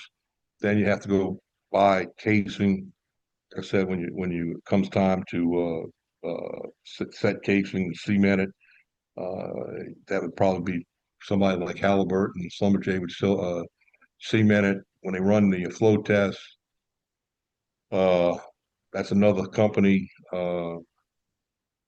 Buying water, you've got water hauls coming all the time. You've got fuel, you got to buy diesel to operate the drilling rig, and the generators, things like that. That's all third-party services. None of that is actually done by the operator. They just basically, they're like the general contractors, the way to view it. It's like building a house, he's the general contractor. He doesn't have any carpenters or anything like that. He just is in charge of making sure everything works. And then you have what they call the engineer, who's out there, and he's the one that's monitoring, making sure everything goes forward. That's usually a contracted third party. Exxon and Shell might have a engineering, drilling engineer on site. Then you have, like I said, the drilling engineer who decides how the hole's going and making sure it's going the way it's supposed to. Then you've got the mud engineer. He decides the weight of the mud, how much should come. The mud is what keeps the well from blowing out. He's got to decide based on the pressure of the well. That's the natural gas. Again, the pressure that's coming from the natural gas. How much mud and the density of the mud to keep it from blowing out. And a couple other engineers, I'm sure I'm missing. But those are all third-party personnel, and it's all outlined, like I said, in the AFE. None of the companies have operators, have all that equipment and employees on their staff. The main reason is because you have to have them on your staff, and if you're not drilling wells, you have to pay them. Or you could have a rig sitting on that's cost you maybe, I don't know, $25 million that you're not using for whatever reason, because you're not drilling a well. You have to get it from A to B location. You're better off just getting somebody moving it. And I mean, I'll give you an idea. The drilling rig, a friend of mine just drilled 30,000-foot wells, deepest one ever drilled in the U.S. And his day rate was $90,000 a day. That was just for rig and that was just the rig and his drilling hands, not any other kind of equipment on there. Drilling mud or anything. It was $90,000 a day for him to drill it. That's for the rig rental. But that's just the way the industry works. No one owns their own equipment other than the third parties that specialize in that equipment. Great. And then some of the contract rates on these, when, say, an investment partnership would hire a drilling company to drill. I understand, as I understand, but mainly from talking with you, so in your own words, and confirm that they'd have sometimes fixed rates, sometimes daily rates. There were different types of contracts. Different types of rates. You have you can do a turnkey, which this is, where a company agrees to drill a well for X amount. But in the contract, they'll have some outs, like if there's a delay for something, then you may go to a day rate. Then you have a day rate for rig. This is just the drilling rigs. You have a day rate where you agree to pay like the $9,000 a day. Okay. Then some contracts call for you pay so much per foot as you go along. Those are the three types of for the rigs. That's not for the when the mud comes. You buy the mud, drilling mud, 3 tons, 5 tons, whatever it is. You're paying for the engineers when they're there. You're paying their rate, whatever the day rate that they charge. That company's charging you for the engineers. You're paying for the diesel when it comes. You're paying rental on the generators, and in some cases they may have pumps that pump the mud into the rig so that it can go down hole and that kind of thing. You're paying rentals on all that. That's all in the AFE. But a turnkey contract would be everything. A day rate would be just for the drilling rig per day, and then a contract that deals with so much a foot. That would be you're paying the drilling company that much per foot. Now that's not the mud guy or the pumps or anything like that. That's just for the rig. That's generally speaking the biggest amount. Now, when we did the calculations for what we were going to charge, I think it's the API, American Association of Petroleum Institute. They publish a article every year. It's about a year or two behind, where they contact several companies and they get what they're charging, and they break out like in different areas, like South Louisiana, North Louisiana, the Permian Basin, maybe the Barnett in Texas, up in North Dakota, South Dakota, West Virginia, whatever, what people are paying for drilling costs. And then that's the total package, what they're paying. And they publish the average costs for both of those, all those three contracts, turnkey, not necessarily turnkey, but like the drilling costs for by length and by the day rate. And we based ours off of that. Mr. Ailes, Plus, and Mr. Shui, I just want to say that the 2 hours is up, so maybe if the presentation, you could wrap it up relatively soon. Okay, we are almost done. And then for questions that you or other of the judges may have, or franchise tax board, whatever additional time for Q&A, we're fine with that too. Yeah, the Q&A won't go to that time, so that would be separate. So yeah, maybe if you could wrap up the presentation soon so that we can move on to that. Thanks. Sure.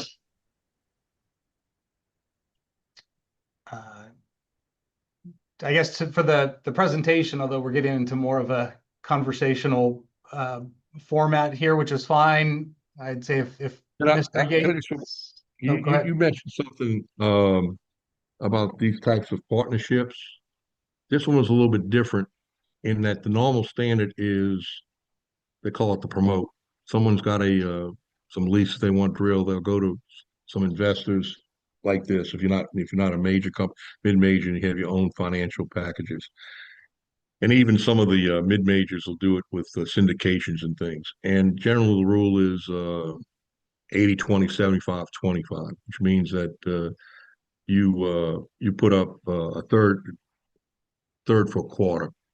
You put up a third the money, you get 1/4 interest. So that leaves 25% left over for the leaseholder operator, different operator what I'm talking about, but the leaseholder to that's his promote. That's what he gets out the deal, 25% or 20% of the deal.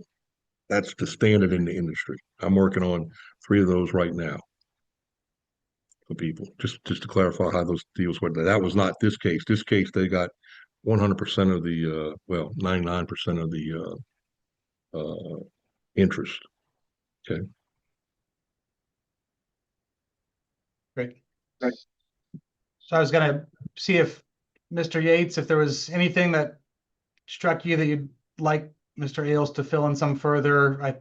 He's answered my questions, and I'd say open it up to the general forum here for any, or Mr. Batchelor for that matter too, if you have, Dr. Batchelor, if you have questions. Otherwise, I'm ready to open it up to questions from franchise tax board and the judges. I don't have any questions of John or anyone else at this time. Great. Okay. Thank you. Thank you, Mr. Shuey, and thank you, Mr. Ailes and Mr. Yates and Mr. Batchelor for the testimony. And I just want to confirm, Mr. Yates, you stated that the concession of the issue of the claim for refund for 2008, so this is not at issue anymore? That's correct. Okay, thank you. So I'll turn to FTB. Mr. Kim, did you have any questions of the witnesses? Paul Kim for respondent. Respondent does not have any questions. However, respondent would like to take this time to state that appellant's assertions regarding the partnership transactions are not supported by the documentations provided, and unsupported assertions do not meet appellant's burden of proof. Thank you. Okay, thanks. And you could discuss that during your presentation also. So I'll turn to the panel to ask if there's any questions. Judge Gass, do you have any questions? This is Judge Gass. I do not have any questions at this time. Thank you. Thanks. And Judge Famularo, do you have any questions? I do have a few questions. So my questions, I'm going to start with the forgiveness of debt. And Mr. Ailes, I'd like to ask you a little bit about that. I know you mentioned that the debt was forgiven. I'd like for you to, the best of your recollection, let us know what was the debt comprised of, which entities held the debt, and what was the triggering event for forgiving the debt. And I could break those down question by question. I know it's a compound question. You're still muted, by the way, but wanted to give you a chance to address each of those one by one. So first, if you could address my question regarding what was the debt comprised of? Okay, you got to forgive me. I'm a boomer. I'm not used to this. Okay. Okay, well, the debt that we forgave was the amount that was due, unpaid balance on both of the turnkey contracts. Is what we forgave. All Okay, right, so go ahead. So if the turnkey contract was for 500X and we received 200X, we forgave the 300X. The reason for that was, like I said before, was because, well,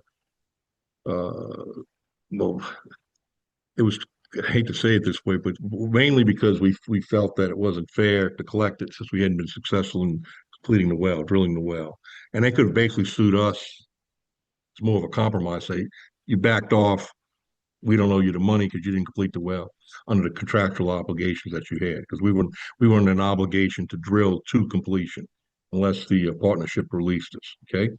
So that was going to be the conflict there. So we decided the best thing to do is just go ahead and forgive the debt, say don't worry about it, and let it go. The other thing was be quite truthful with you about it. Also, was we had all these lawsuits going on, and we were not going to get a bunch of money from the partners and have all these people who had motors break, and basically had was the prime reason why we didn't complete the well, come razu that cash if they were successful in their lawsuit against us. So that was one of the other motivations. Now I forget what the other question was. So one of my other questions was this for both Masters and Sequoia, I believe. Yeah, right. Yes. Regarding your testimony, and so this pertained to both. Okay. Yeah. And that was when was the debt forgiven? Oh, that was like about 2-3 years later. Okay. Which is what approximately? What year approximately? Can't remember what year we started this. It was 18. I can't remember. I don't remember what year it was. We drilled the wells, but I remember we had a big meeting with the investors, told them what we were doing, drafted up documentation. I think I supplied it that showed what we were doing, and everybody agreed and walked away. Okay. Okay.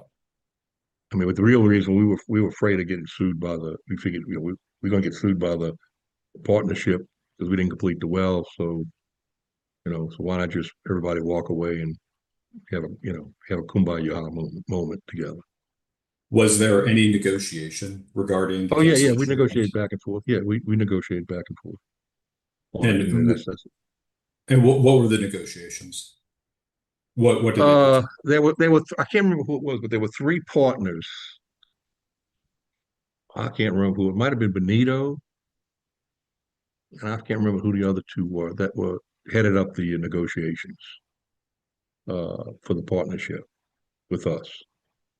One of the gentlemen, I think, had one of the largest parts of the partnership interest, and he was one of the lead negotiators on it. But I do believe Benito was one, and I can't remember who the other 2 were. Okay. And just so that I'm not entirely clear what the debt was comprised of. What exactly? I think you addressed it, but if you wouldn't mind, it was a contractual debt. It was a contractual debt. We had a contract where they had to pay us X amount to drill the wells, and like I said, we were supposed to drill it to completion, and then they had paid so much on the contract, and so we just decided to go ahead and release that amount. Now, I know there's a confusion about the notes. All the notes we're putting there on the first on the duty wells was that under Louisiana law, if you got a note, you just walk in and collect on a note. So we wanted to be sure that we could get paid easily, that kind of thing. On the second well, by that point in time, Gary knew the people, and I felt comfortable with people involved, and I wasn't worried about them not paying us on demand. But the first time around, I didn't know who these folks were, and I said, no, we need to get get notes to make sure we can get paid. Like I said, because in Louisiana, it's a basis for summary judgment. If you got a note, you just got to prove the note up, not that we didn't do the work. There's no defense to the note. That's why we did notes on the first one. Okay. Okay, no, I think I understand. I appreciate that. Just one last follow-up question. So some of the debt that was forgiven, it wasn't money that had been lent, but you said it was a contractual obligation. That's correct? Contractual obligation, yes, sir. In other words, the example is the contract was for 500X. They paid us 200X. We forgave the contractual amount balance of 300X. Okay. Okay. No, I appreciate that. Mr. Shuey, let me ask you, because I think you'd probably be the best person for me to direct this question to. Was that your understanding of the debt that was forgiven and the proportionate share of the COD income that was picked up by your clients, by appellants? So you're muted. Sorry. Yes, that is my understanding. And actually, Mr. Yates might be able to weigh in some further as a CPA who saw those amounts coming through as well. But yes, the K1s that reported that COD income, my understanding was that tied back to those contracts. Okay. That's my understanding as well. Okay. And I wanted, Mr. Yates, while I have you, I have just a couple questions. One, you mentioned that your first investments in oil and drilling investments were successful. Is there anything in the record that supports your position that you were successful with those endeavors? Successful meant they were drilled and they were producing oil, and we were receiving revenue from it, and it was paying down the debt. So can I find those? I probably can find some. But I used to keep all my records on one email. And when I retired from Frank Rimerman, I didn't get to keep much. But I think I possibly could go back to old files and find statements and so forth of accountings of it. Okay. And so, I mean, when I think of successful, I think of a net benefit. So you made more money than you spent on those investments. Is that a fair description? I don't know if I can say I made more money than I spent. I can say that the well or wells were successful and they were paying distribution, kind of like Payson Petroleum. My last one I did with another independent oil producer. I don't know if I added it all up in the end, if I did. But the ones at issue here were very clear to me that there was no revenue, no cash that I received. Okay. Just wanted to ask another question. So my understanding is that High Hill was a general partner in Sequoia and in Masters. And I just wanted to ask you why you entered into the agreement, into the arrangement with Sequoia and with Masters as a general partner. I know, obviously, as a CPA, you recognize that exposes you to your S corporation to unlimited liability for the entity debts. So why did you do that?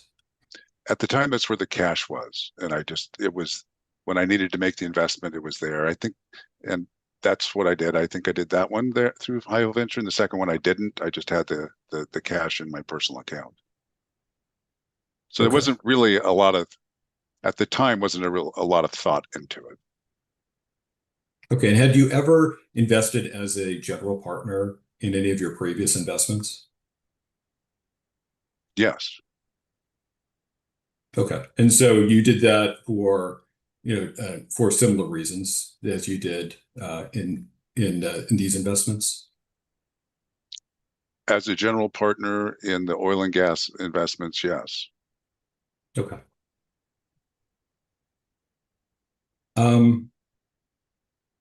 Let me see. And so the other question I have, and Mr. Yates, since you are CPA, I think you'd probably be able to answer this question for me. So I understand your position is that because your your entity, your S corporation, was a general partnership, that that you are at risk for the losses that flowed through. But obviously, for at risk, you also have to have basis under, and there's a basis limitation. It's a basis under 705. There's a basis limitation under 704D. What was your position, or what is your position regarding the basis that you had to be able to claim the losses?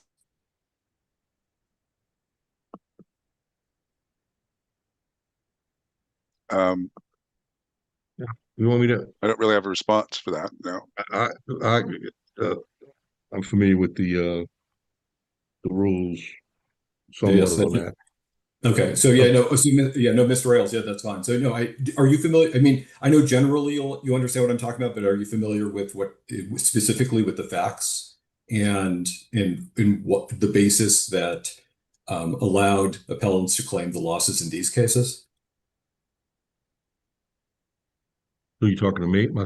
Yes, Mr. Ailes. Oh, Yeah, okay. no, Oh, I know yeah, you're okay. potential, so I know you're familiar with how loss limitations work. So no, I'm just talking about the specific facts. I know you understand it generally, but I'm just asking if you understand it regarding the facts of this case. All right. The general, all these investment partnerships, oil and gas partnerships, they're structured like that to take advantage of the passive, non-passive provisions. I think it's 461.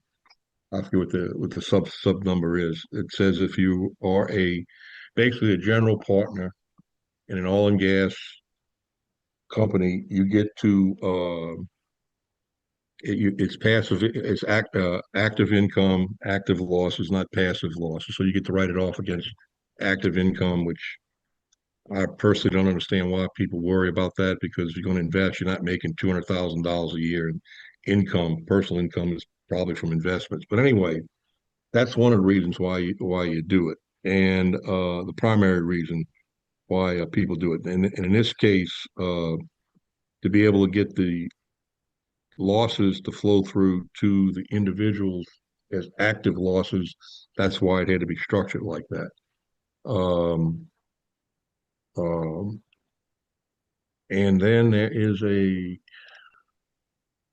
at the time, there was a provision which the IRS, they changed in the code, which allowed you to drill a well.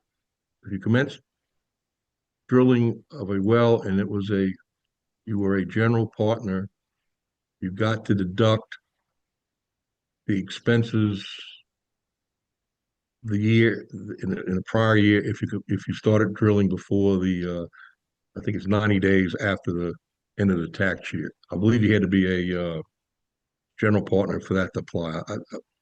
I'm not too clear on that because that's an old rule, but I think that's the two reasons. To be able to, you can start drilling later on in the year, early in the subsequent year, and get the deductions, and also to be able to get the offset it against active income.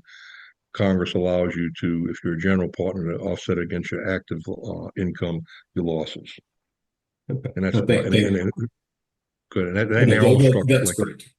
Yeah, no, I don't mean to cut you off, but no, I just have a couple other quick questions, and I know we need to stay on track. So, Mr. Yates, I can see you're still unmuted. I just have one last quick question for you. So, for these cases, when were you first aware of the audit, either the IRS audit or the Franchise Tax Board audit? With the Franchise Tax Board, it was after September Riken had met with Gary Thornhill and John Ailes, and I heard it didn't go well. So I tried to become involved and provide her with anything she needed. And I think that was the second batch of emails that John Ailes was to recover from his computer and stuff. And so my recollection is that's when I got involved with September Riken. Okay, and that was when? I'm not sure of the timing. Okay. Oh, you can't. So it's going to be So I Or think, what about the year? so John and Gary met with September.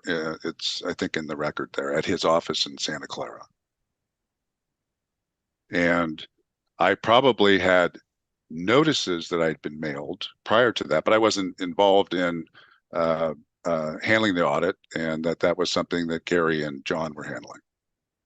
Okay. No, I appreciate that. And so, Mr. Batchelor, I had just had the same question for you. Quick question. When were you first aware of the audits in these cases? Oh, so Mr. Batchelor, you're muted.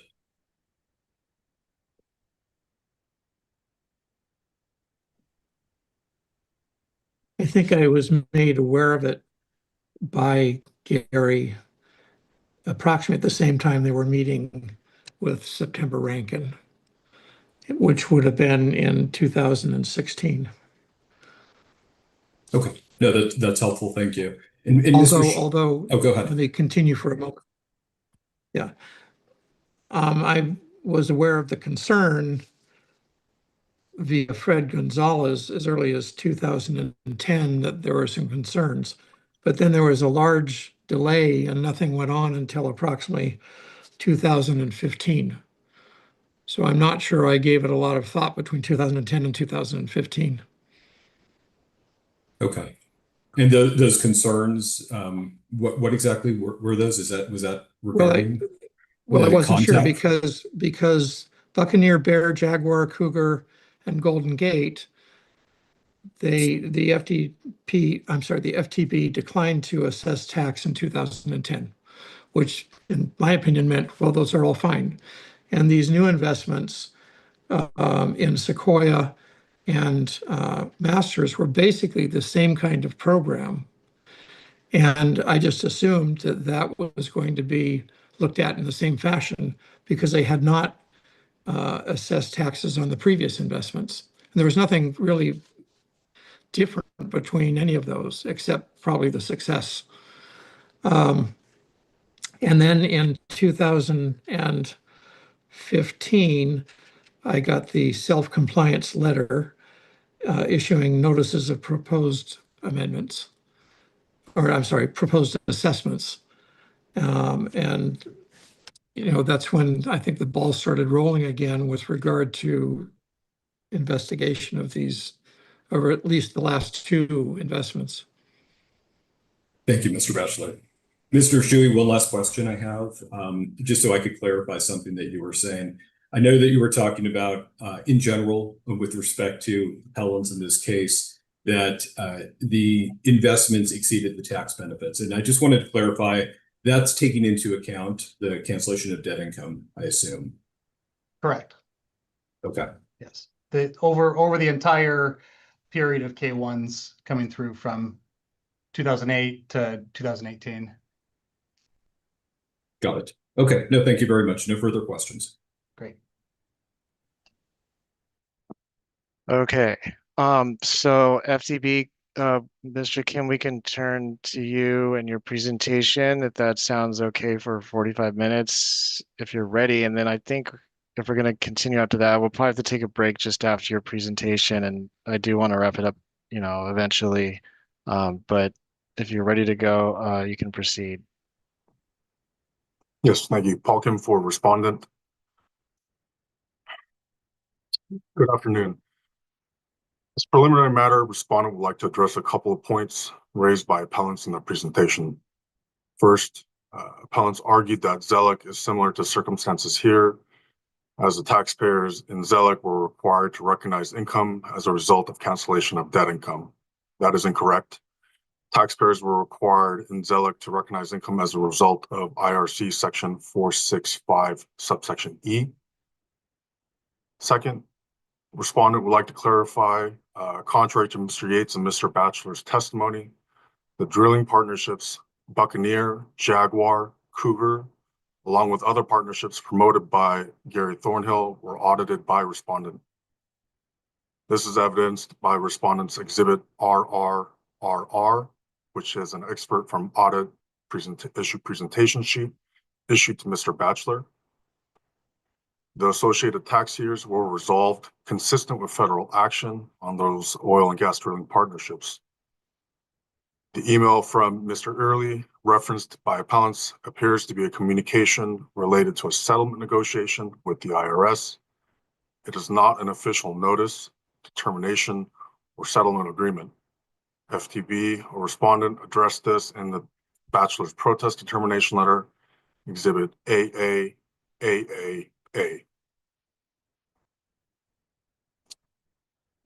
Today's hearing involves the consolidated cases of 4 different appellants involved in 2 abusive leveraged oil and gas drilling partnerships, Sequoia Energy Partners in 2008 and Masters Energy Partners in 2009. Respondents' determinations are presumed correct, and as such, it is appellant's burden of proof to show error in respondents' determination through the submission of competent evidence. Moreover, unsupported assertions do not satisfy appellant's burden of proof. Respondent's presentation will be split into 3 parts. First, whether appellants have established that respondent erred in determining that the transactions were sham transactions lacking in economic substance and a valid business purpose. Second, whether appellants have established that respondent did not issue appellants notices of proposed assessments within 12 years with statute of limitations.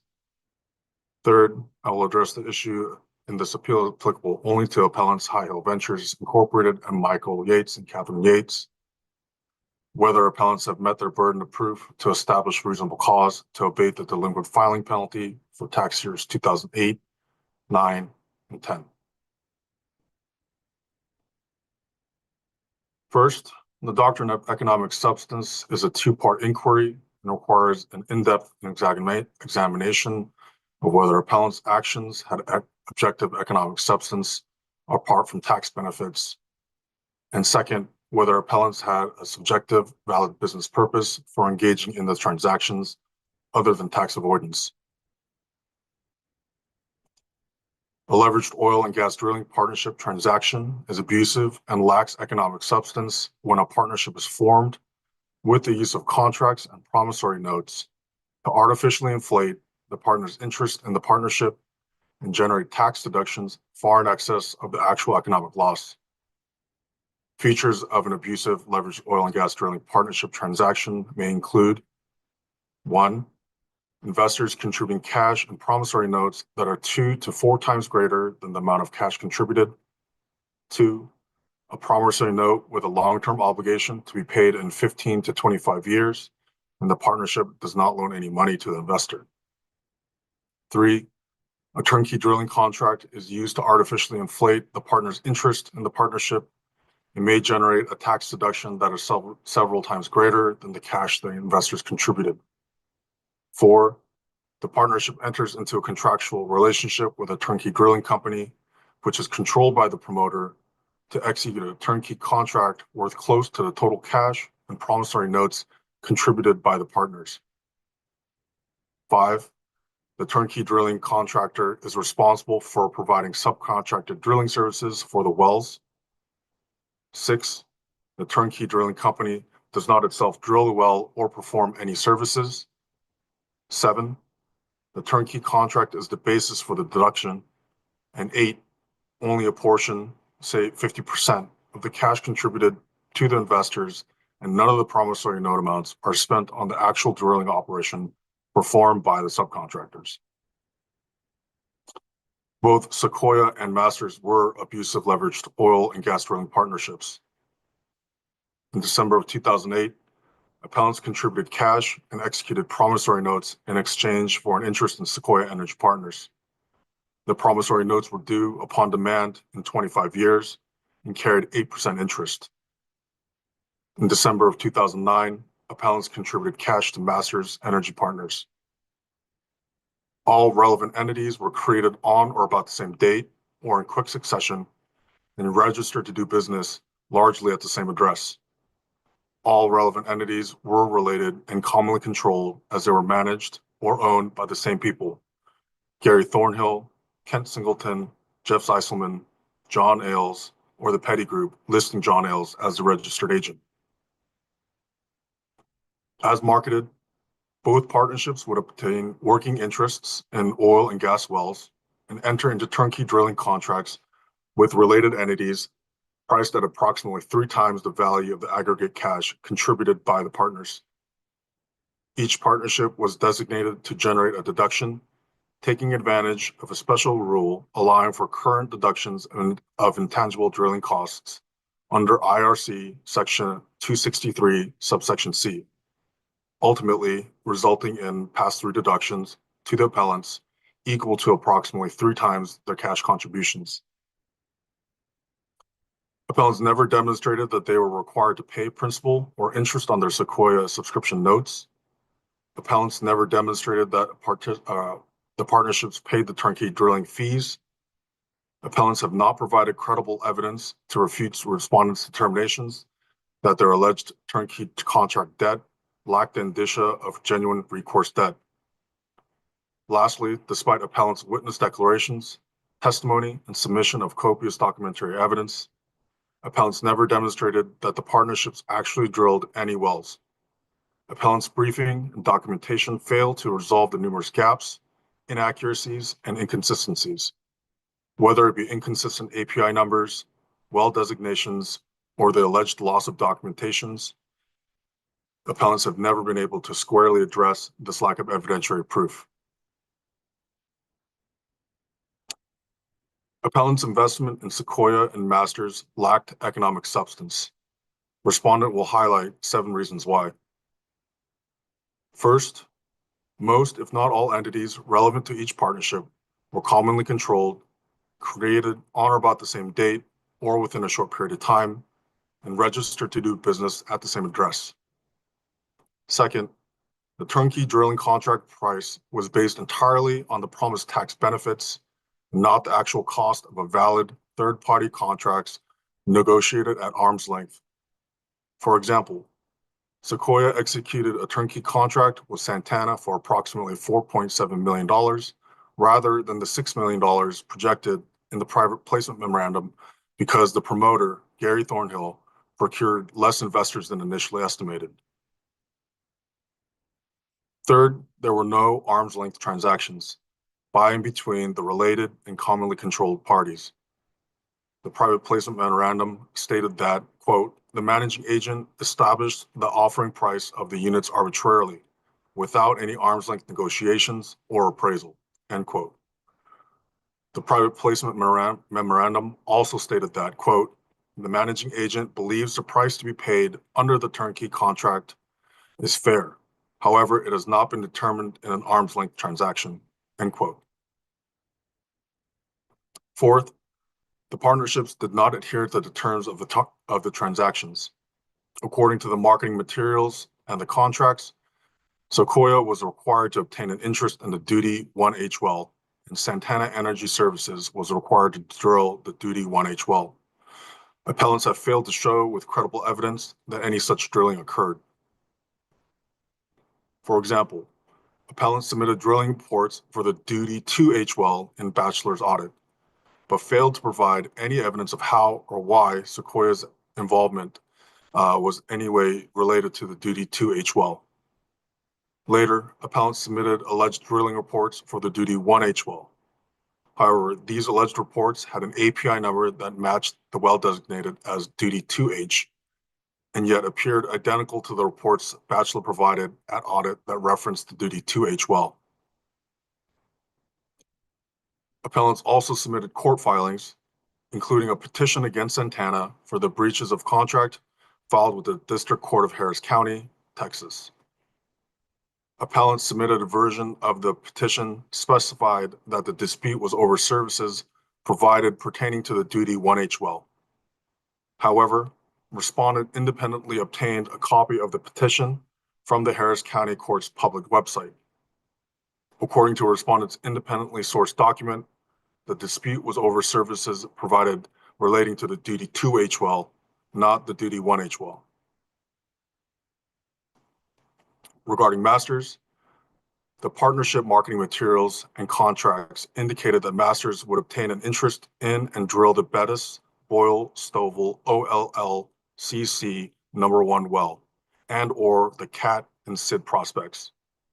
Moreover, Masters claimed a $2.5 million deduction on its return, specifically for intangible drilling costs associated with the OLLCC number 1 well.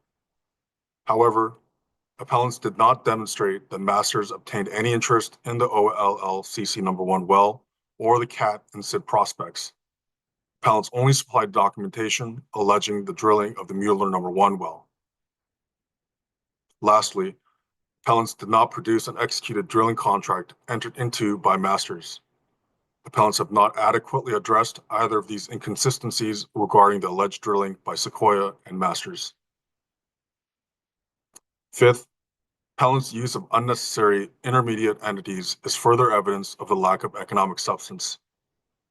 Sequoia and Masters were both controlled by management companies. Moreover, both partnerships allegedly entered into turnkey drilling contracts with entities commonly controlled and related to the management companies. The drilling entities would not conduct drilling themselves, but rather would hire third parties to drill the wells. However, according to the private placement memorandum, neither the management companies or the turnkey drilling companies had any oil and gas knowledge or experience.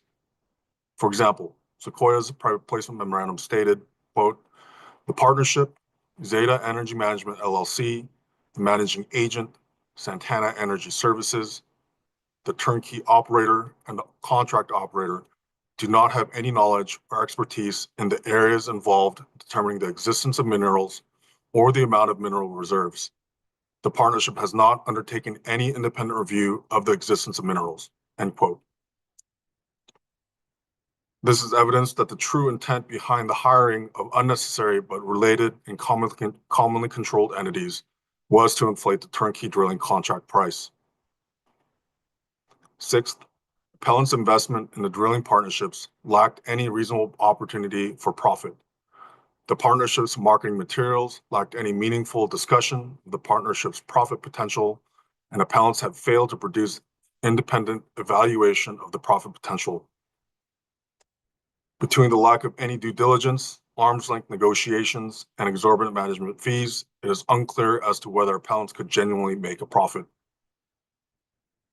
7, appellant's debt was never truly genuine. As in Zellick versus Commissioner, appellant's alleged debt lacked the indicia of actual recourse debt. Not only have appellants failed to produce evidence that they made payments of principal or interest on their Sequoia subscription notes, appellants failed to demonstrate that the partnership made payments on the turnkey drilling contracts. The drilling contracts also lacked security provisions, and appellants did not show that the related drilling contractors took action to collect their fees. Ultimately, the drilling entities forgave the turnkey drilling contract debt. Appellant's own exhibit strongly suggests that the turnkey contract debt was never truly meant to be genuine. If you take a look at Appellant's Exhibit 53 in Bachelor's reply brief dated July 29th, 2022 on page 4137. On this page is an email in the Bachelor's records pertaining to a conference call held on February 2nd, 2010 regarding the Jaguar drilling investment, a previous drilling partnership some of the appellants were involved in. On this email, there's a handwritten note stating, quote, "Outside party will purchase distressed notes. Afterwards, Gary will purchase. Only year 1 payments are due. Year 2 through 25 not due until 25 years from now. Parentheses, only Gary's name will remain on the note, end parentheses. He will loose them. Gary will prorate what each partner owes for year 1. This will be tax deductible on 2010 returns." In various declarations and arguments submitted by the appellants, they have asserted that Sequoia and Masters are similar to earlier partnerships promoted by Gary Thornhill. This exhibit suggests that Mr. Thornhill never meant for investment partnerships to collect on the partner subscription notes. For these reasons, appellants' transactions lacked objective economic substance. As to the second prong of the economic substance test regarding appellant's subjective business purpose, The evidence does not support appellant's argument regarding their alleged profit motive. As noted above, the marketing material lacked meaningful discussion of Sequoia and Masters' profit potential. The private placement memorandum stated that essentially all entities and persons involved lacked knowledge and expertise. The private placement memorandum goes on to say that the partnership has not undertaken any independent review of the existence of materials, and it has relied on public reports filed with the Texas Railroad Commission to determine the amounts of estimated resources. Appellants failed to show that they acted like reasonably prudent investors and sought independent third-party review of the transaction. The fact that appellants invested in a partnership without having done any due diligence, but rather relied on promotional materials that emphasized tax benefits, is evidence that appellants were not interested in profit. A reasonable, prudent investor would have also reviewed the terms of any future agreements to be made with other related entities and realized the lack of any arm's-length transactions by and between related entities made profit unlikely. The fact that appellants failed to obtain or perform any independent third-party investigations of the venture's alleged profitability and only relied on public information is evidence that appellants did not care whether the venture was profitable or not. At protest, appellants submitted analysis of potential well production to support their contention that Sequoia and Masters had profit potential. However, the analysis omitted key facts that a reasonable, prudent investor would be concerned with. Based on the projected costs and fees from the marketing materials, Sequoia and Masters would need to almost double or triple their projected projections, estimated by appellants, to even have a chance for profit. The analysis submitted by appellants failed to consider the impact of interest accrual on the subscription notes, the management fee structure, and the partnership share production revenue after a successful drill. The glaring omissions from the appellant's analysis further demonstrates that appellants did not care about whether the investment potential, profit potential apart from tax benefits. For the reasons discussed, the evidence does not support appellant's alleged business purpose. Appellants contend that recognizing cancellation of debt income imbued the transaction with economic substance. Notably, after respondent initiated an audit of Sequoia's transaction, Sequoia and Masters canceled the alleged debt with the turnkey drilling contractors. The cancellation occurred during meetings held by both partnerships in December of 2010. The partnership issued K-1s reporting cancellation and debt income to be recognized after a delay of 4 years. Without getting into the issue of whether appellant's election to defer recognition of cancellation and debt income was even appropriate, appellant's later recognition of cancellation and debt income after the initial initiation of tax audit does not validate appellant's involvement in an abusive leveraged oil and gas drilling partnership for tax avoidance purposes. Appellants continue to attempt to distract and sidestep various gaps and inconsistencies in the evidence by providing declarations and testimony of a self-interested witness, asserting that records were destroyed in flooding, and the continued meritless allegation that respondent lost documentation. Without exception, appellant's witnesses are participants and promoters of the abusive leveraged oil and gas tax shelter scheme and are not independent third-party experts. Furthermore, appellant's contention that documents were destroyed in floods in 2016 does not explain why they were unable to produce the necessary records in the bachelor audit, which was finalized in 2015.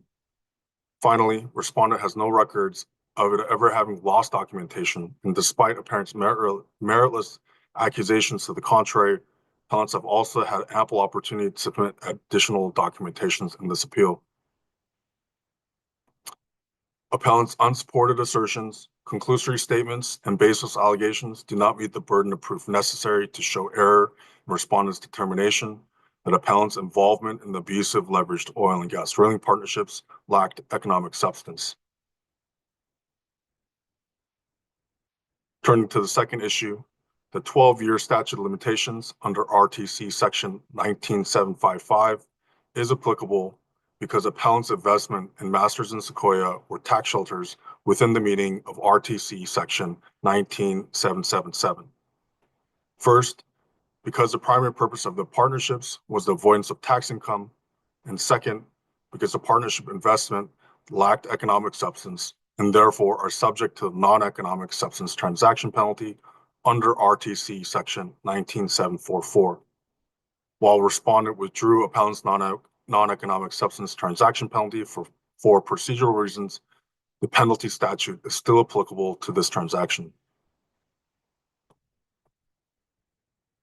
Turning to the third issue, specifically as it relates to High Hill Ventures and Mr. and Mrs. Yates, as argued in the respondent's briefing, appellants have not provided reasonable cause explanation to abate the delinquent filing penalty. Therefore, appellants have not established reasonable cause to abate the delinquent filing penalty for tax years 2008, 9, and 10. This concludes respondent's presentation. Thank you. Thank you, Mr. Kim. At this time, we could take another 10-minute break, and then we'll return with panel questions and appellant's closing remarks. So we can go off the record at this time. The stream's still on, so please turn off your video and microphone. Thanks. Hi, everyone. I'm just checking to see if everyone's ready soon to continue.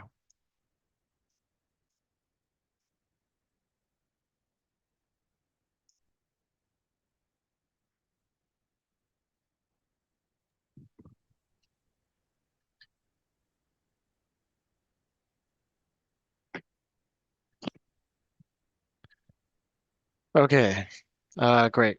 So we're back on the record. At this time, I'll turn to the panel to see if they have any questions. Judge Gass, did you have any questions? No, this has been very thorough, so thank you. Thanks. And Judge Famularo, do you have any questions? I did have just one follow-up question for Mr. Ailes. Mr. Ailes, you mentioned the cancellation of debt income was negotiated. To the best of your recollection, was cancellation of debt income something that Sequoia or Masters wanted? Well, we approached them with the idea that we wanted to settle the debt, their contract against us. We didn't want to have to. We were worried about them suing us for failure to complete the well, drill the well. So that was part of the negotiation. We approached them on that basis. And again, we were also concerned about the fact that we had all these lawsuits, and one of the, like I said, two of the main lawsuits were engineering firm that was supposed to be overseeing the drilling, and the rig company that was paying the day rate to. Those are the two biggest claims, and we felt like we're not going to pay you. You're the ones that screwed it up. So we were an LLC, and there was no way they could get to the members personally. The only thing they could come after was our assets, and we said we're more than glad to wipe out the debt if y'all forgive us from having to do the contract liability. Okay. Now I'd like to point out two things real quick that came up in the previous discussion. I really didn't like the implication that for whatever reason, flood did not take place. I supplied the Ms. Rankin or someone with the California Board of Taxation, whatever it is, taxing authority, an article from the Baton Rouge newspaper that outlined the extensive amount of flooding that occurred in that September flood. I mean, it was massive. River overflowed. It was gigantic. It wasn't just some, Grange Canal overflowing. It was massive flooding. So much so that it was declared a disaster area by the feds. And I think it was the Comeat River, the Amite River that overflowed. I can't remember which one it was. It's the northern part of the parish. Number one, they had that. And also, there was an affidavit from my secretary at the time who said she stored the records there, and it was flooded, and the records were destroyed. The other thing I'd like to point out is that you do not need a drilling permit in Texas when you do a workover. You don't have to file any reports until the work is finished. So the lack of filing reports is, we weren't required to file anything in Texas at the time. That's under Texas law. And the reason why there was a problem with the mix-up was that when they went to the duty one, we could not get the Christmas tree off. For whatever reason, we couldn't get down hole. And so the decision was made to go drill the duty two, which I said was probably within 50 yards, 100 yards of the other well, and drill that one first, get the money from that one, and then go drill the second one. And that was a decision we made internally to do, and just give that well, to the partnership. That was what happened on that transaction. Okay. Mr. Rail, so just going back to my my initial question, thank you for that. Yeah. But I understood you to say that you were indifferent regarding the cancellation of debt income because it didn't affect your partnership. Was that no, is it a fair no. statement? No. Okay. No, please explain. That's not correct. Okay. The way we were going to make money, the operator, let's just call us the operator, the non-partnership, was from success fees and management fees, things like that, and also off the drilling contract, which, as I said, was based on what the API had published previously about the going to the depth we were going, what it should have cost, about plus a risk factor. That's the way turnkey contracts work. Because, like in the case where we ran into that problem, we'd have to solve the problem, and so you got to pay us that money. That's the risk factor that you, plus the profit factor you put on turnkey contract. So no, we expected to get paid. What happened was, because we were involved in those two suits plus multiple other suits, we decided that we were never going to get that money if they were successful in their suits. So we approached the partnership and said, y'all have a claim against us because we did not complete the drilling contract, and y'all lost money, that kind of thing, profit, things like that. So this is what we're willing to do. We're willing to negotiate with you and try to work out some kind of settlement. The settlement that was worked out was that we would release them from having to pay us, and then and they would release us from any liability for non-performance under the contract. That was the settlement that we reached after negotiating. I think it was Mr. Benito, and I can't remember who the other two gentlemen were. But that was the negotiation, because they were going back and forth on us, and claiming some liability, wanted to pursue this, that, and the other. We said this is the best solution we can come up with, and they agreed to it. That was it. So if you say we got to pay you, then we're going to say, you owe us.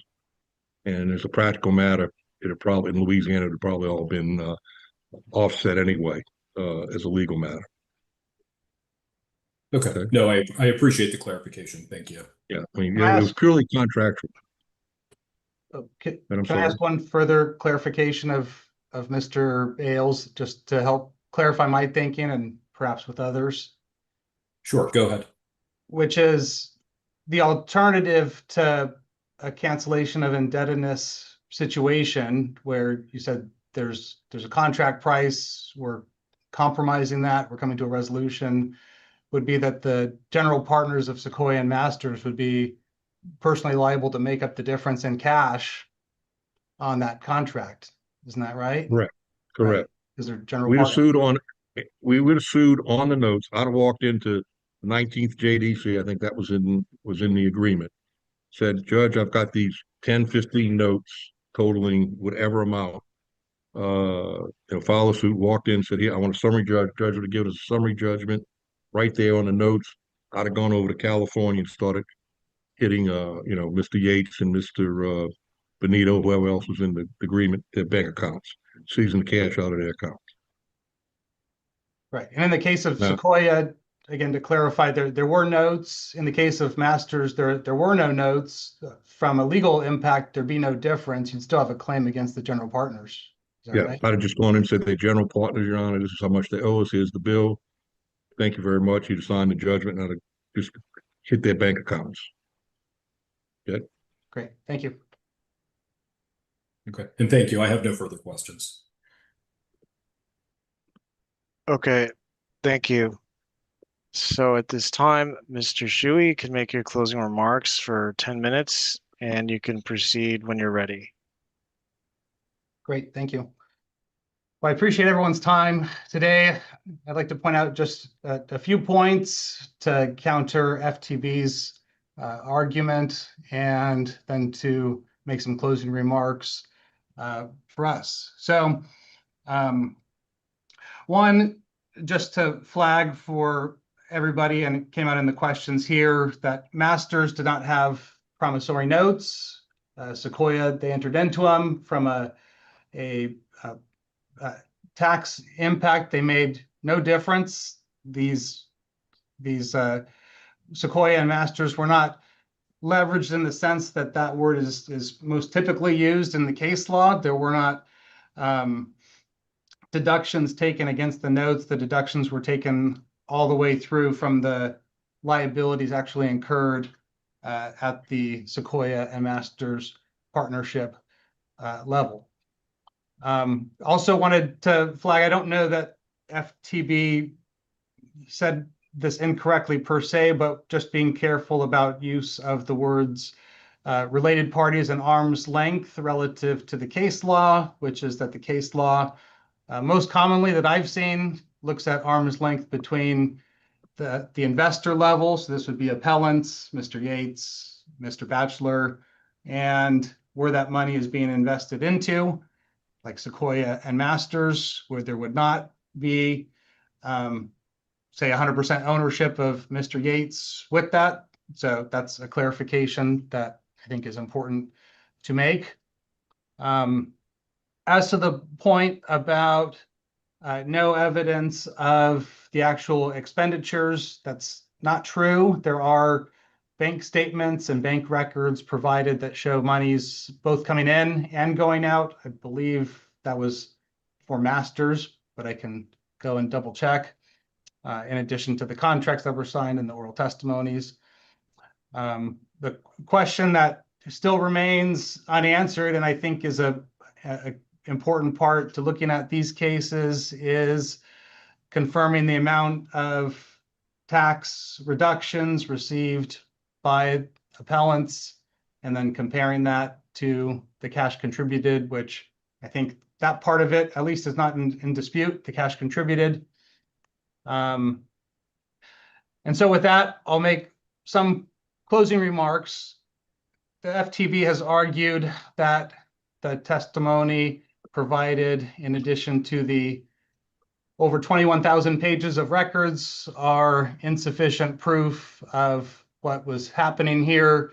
That seems difficult to get my head around anyway, especially when you consider hedges and perhaps a couple other cases. I seem to recall saying that you don't have to tie out every single piece of every bit of evidence if you have oral testimony combined with some set of records. And I would argue that 21,000 pages of records, in addition to the oral testimony provided, is more than sufficient.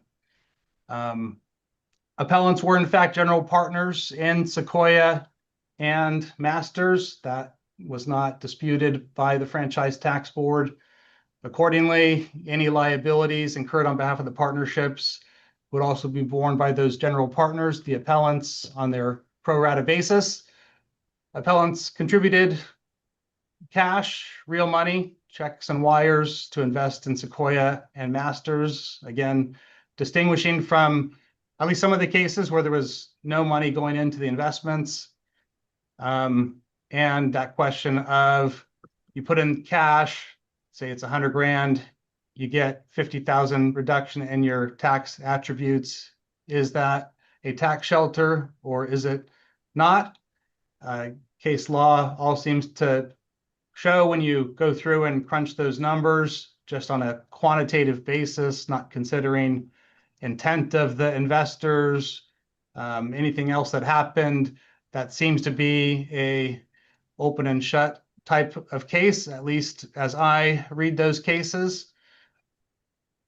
Sequoia Masters did in fact sign for drilling services. We provided copies of those contracts, and there were lots of additional contracts provided as well related to those drilling efforts and activity on the Duty wells and the Mueller well. Drilling did in fact occur. There's lawsuits, there's Railroad Commission records, there's Mr. Ailes' own observation that we've offered as evidence of that. Sequoia and Masters issued K-1s to appellants covering their 2008 to 2018 tax years. It looks as if that is not in dispute. And importantly, both for purposes of or primarily for purposes of the 12-year statute of limitations, FTB have been aware of these early on within the ordinary statute of limitations.